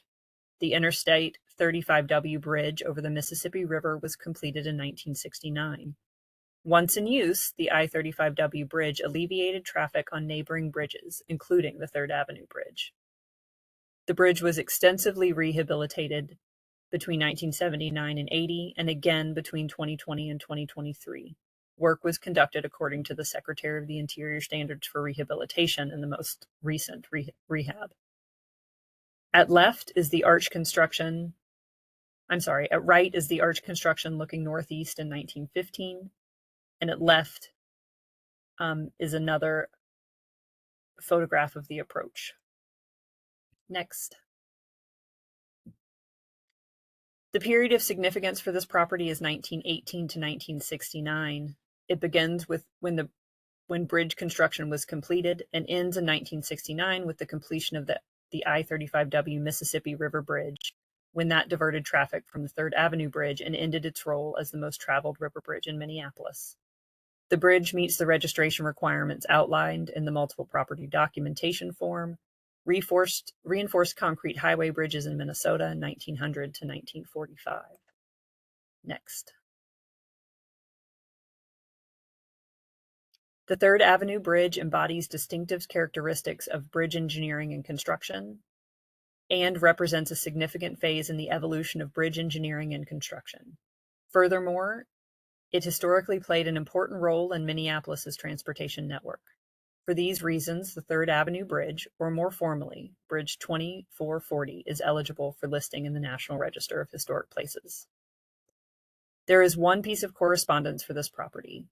Aaron Kay, Senior City Planner within the Historic Preservation, Community Planning, and Economic Development Department at the City of Minneapolis, writes that the Heritage Preservation Commission unanimously supports the nomination and agrees that the Third Avenue Bridge is historically significant under National Register criteria A and C.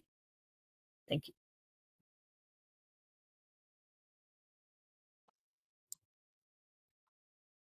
Thank you, Jenny. All right, public comment period. Do we have anybody who's interested in speaking? John? I think there was somebody in the chat that was. Oh, did I miss it? Is it Katie? Mm-hmm. Yes. Yeah, Katie, I see your hand up. Go ahead. 3 minutes, please. Thank you. Yeah, no problem. Yeah, hi everybody. I'm Katie with the Minnesota Department of Transportation. We are the custodial owner of the Third Avenue Bridge, and we hired Hess Royce to prepare this nomination on behalf of MnDOT. We are very excited to list this property, and on behalf of MnDOT as a whole, the Metro District and the Cultural Resources Unit, we are very much so looking forward to your consideration of this property. Elizabeth Gales with Hess Royce and Company is here if you do have any specific questions about the nomination. Thanks for the consideration. Thank you, Katie. See anybody else from the public?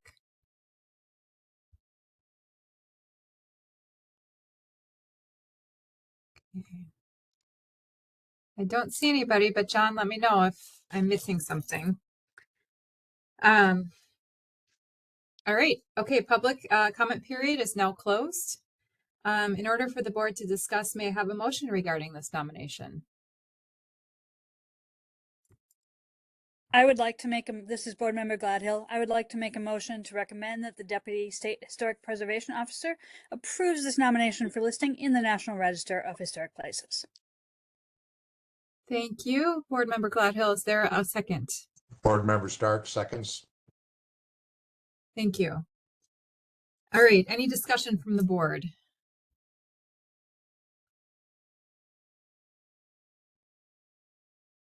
Don't see any hands.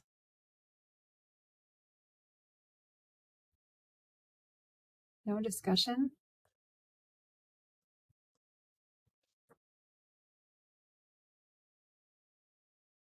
Okay, I'm gonna keep going. Last chance. I'm looking. Okay. All right. The motion before the board is to recommend that the Deputy State Historic Preservation Officer approve the nomination for listing in the National Register of Historic Places. We'll now vote by roll call. Those in favor say aye. Those opposed say no.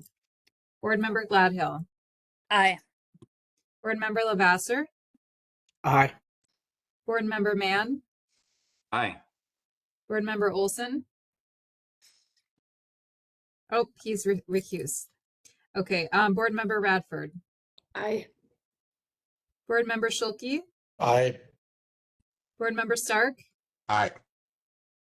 Board Member White. Aye. Board Member Worcester. Aye. And chair votes aye. Thank you. I'm going to let Steve know that he can come back quickly. All right. Okay, our eighth and final nomination for this evening is the Northern Federal Building in Ramsey County, presented by Ginny Way. Ginny, go ahead. Thank you. Thank you, Chair Dyer. John, if you'll pull your screen up again, please.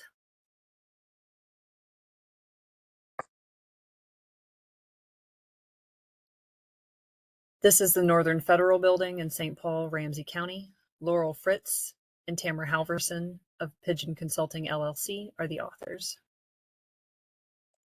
Next. The Northern Federal Building is located at 386 Wabasha Street in the area of downtown St. Paul that was heavily redeveloped as part of the city's urban renewal Capital Center plan. This part of the city is populated with modern-style towers that were constructed between circa 1955 and circa 1974. Most of these buildings reflect the design language of the international style. At left is an aerial view of the building and its block. The property is outlined in a gold box. At right is a map of downtown St. Paul. The property is indicated with the star. Next. The 16-story Northern Federal Building has a rectangular plan, flat roof, steel and concrete frame, and a concrete foundation. The upper levels of the exterior are clad in a reflective glass curtain wall that terminates in a band of beige aggregate-covered panels. The horizontal bands of glass panels are organized in a rhythm of two alternating sizes. The larger panels correspond to levels 3 through 16 at the interior, and the smaller size panels correspond to the structural and interstitial spaces between each level. At left, we see the southwest and southeast elevations, camera facing north-northeast. At right is a leasing advertisement for the Northern Federal Building in 1973. Next. Designed by Grover Diamond Associates, Northern Federal is a representation of late modernism in St. Paul's Central Business District. Late modernism rose to prominence in the 1960s and 1970s and has a marked departure from the rationality of the international style. At left are the northeast and northwest elevations, camera facing southwest. At right is the southeast elevation, camera facing northwest. Next. Late modern buildings adheres to closely to a formal design language of grids, symmetry, and repetition that a building's form and function no longer easily identifiable through its exterior expression. The Northern Federal Building is a notable example of the late modern glass container building, which expresses a particular aesthetic. Glass container buildings are expressed by using a single-size pane on a glass curtain wall set in a repeating grid. Glass container buildings display the notion of structure and construction as ornament by dispensing with other applied decoration. At left is a view of the primary entrance, southeast elevation, camera facing northwest. At right is a view of the northwest and southwest elevations, camera facing south-southwest. Next. The Northern Federal Building is clad in Libby Owen Ford's innovative Veritran Thermopane reflective glass cladding system. Libby Owens Ford began to manufacture Thermopane in 1946. According to the marketing literature, Veritran was available with golden or silvery tones that, quote, softens the sky brightness and rejects up to 80% of solar heat, end quote.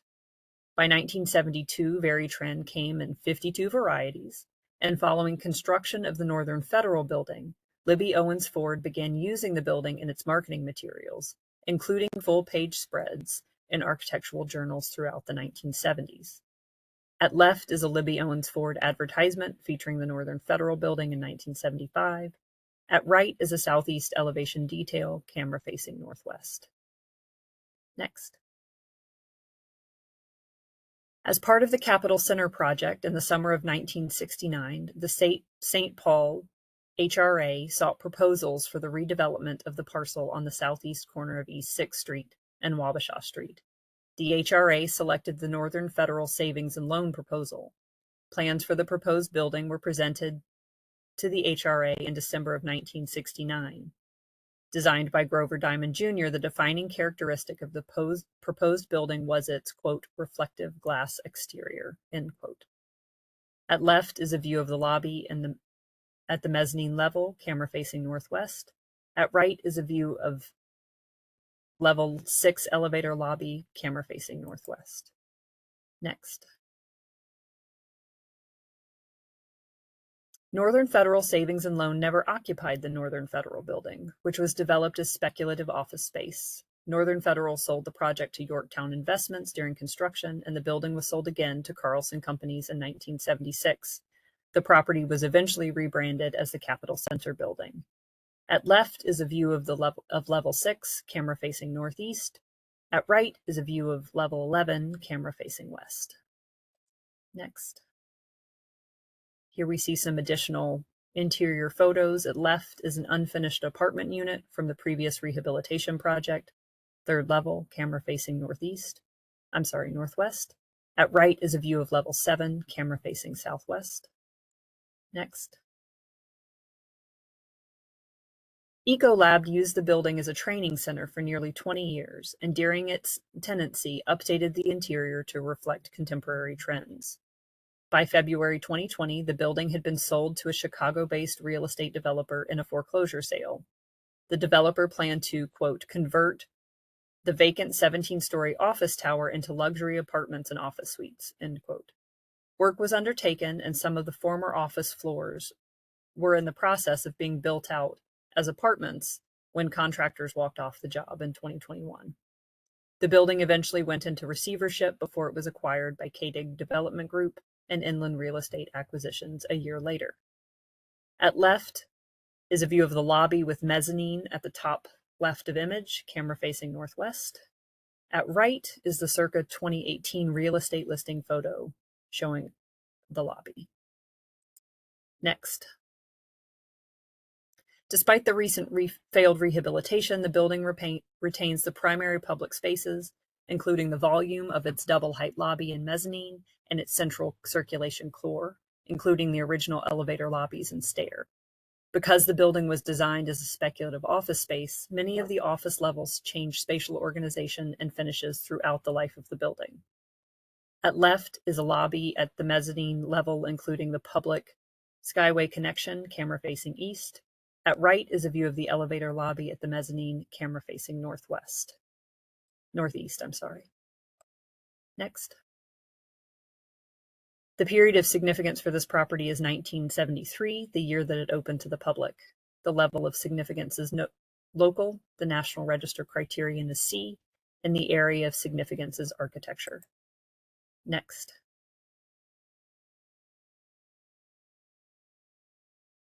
The Northern Federal Building was the first and only mid-century building within broader St. Paul to utilize late modern design landscape. Let me start that again. The Northern Federal Building was the first and only mid-century building within broader St. Paul to utilize late modern design language. As a distinctive local example of the architectural style, the Northern Federal Building is eligible for listing in the National Register of Historic Places. This property is currently participating in the Historic Preservation Tax Credit Program. There is one piece of correspondence for this property. George Goss, the Historic Preservation Supervisor for the Department of Planning and Economic Development within the City of St. Paul, writes that the Heritage Preservation Commissioners, quote, all agreed with the structure's nomination, end quote. Thank you. Thank you, Jenny. Anyone from the public that would like to speak on behalf of this nomination?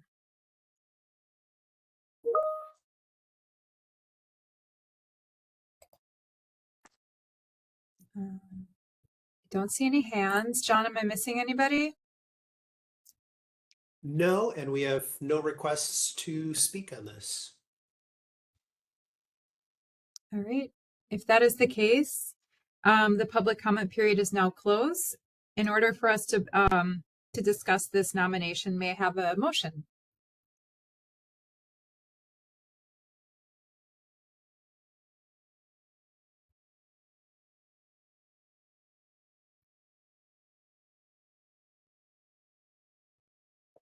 Sure. Board Member Olson here.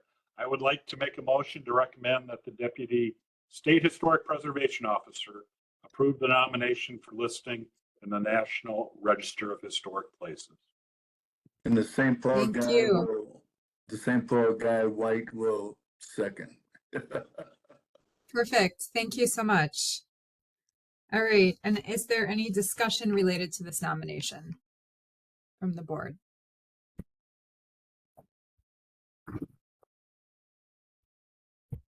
Okay, Board Member Stark. Yeah, having worked on a building very similar to this in St. Paul, I do have a couple questions. Was there ever a curtain wall study that went along with this? I know at that age there were problems that were happening in some of the photographs, the joints and stuff looked different. So they mentioned the curtain wall was in good shape, but I'm not sure of that. I would defer to the author to answer that question. Tamara or Laurel, are you on? Figuring out how to unmute. Hi, this is Tamara Halverson. We're actually both here. Board Member Stark, I think we talked about the condition of the curtain wall with respect to integrity as far as National Register designation criteria. As Jenny noted, this project is a tax credit project. It's got an approved Part 1 and an approved Part 2, and through that process, the curtain wall has actually, the contractor for the project is the contractor who installed the curtain wall the first time around. So like they know it well. Okay, okay, yeah. And we and were I hadn't keeping an realized eye the on part- it. Yep, and some I didn't panels realize the will part have was- to be replaced, and the panel system is able to be matched exactly. So Okay. the whole construction team is pretty plugged into that. So good question. The other part is, I'm sure the part one has it all, just if there was any historic fabric left in the elevator lobbies, the space is there, but the finishes. Yeah, like so happening. there is some, the ceiling tiles were a 1x1 acoustical panel that we were able to find, and the project is putting 1x1 acoustical panel back. But the kind of reality of a 70s office building is it's a lot of chipboard and acoustical tile. Is there wasn't any mention, it talked about it was St. Paul as the redevelopment and they looking for a proposal of the site, but what was originally there wasn't really mentioned. Was there anything significant, an old It was church or something? actually, no, there was, they'd taken a building down, but it had been vacant for kind of a long time. And then the city was looking for redevelopment proposals, and kind of went through kind of a long process. But yeah, there had been kind of a gap, like a donut, in fact, is what they called it, in the middle of the city for decades. Which is why this and where the Osborne building is, why they put so much attention on, like, we have kind of a dead zone in downtown St. Paul we need to fill. Thank you. Thank you. Any other comments or questions? Board Member White. Yes, they actually took out that whole block. It was just not that building, they actually took out that whole block.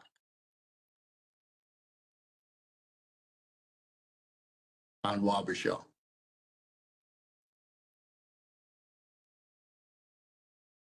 Thank you. All right. If there are no other comments, we're ready to vote. Don't see anybody. Okay, so the motion before the board is to recommend that the Deputy State Historic Preservation Officer approve the nomination for listing in the National Register of Historic Places. And we will vote by roll call. Those in favor say aye. Those opposed say no. Board Member Gladhill. Aye. Board Member Lavasser. Aye. Board Member Mann. Aye. Board Member Olson. Aye. Board Member Radford. Aye. Board Member Schulke. Aye. Board Member Stark. Aye. Board Member White. Aye. Board Member Worcester. Board Member Worcester, are you still there? Yeah, aye, sorry, I was muted. No problem. All right, chair votes aye. Thank you. All right, so this concludes the presentation of nomination section of our meeting. Are there any other business items to discuss from SHPO staff or board members? Jenny, David, anyone else? Okay, well, do we have a motion to adjourn? Board Member Schulke, so moved. Thank Second. you. All Second right, from got Gladhill. it. Okay, this concludes the Minnesota State Historic Preservation Review Board meeting. Thank you, everybody. Good night. Go Timberwolves. Thanks, y'all. Well done. Thank you. Thank you, everyone. Good night.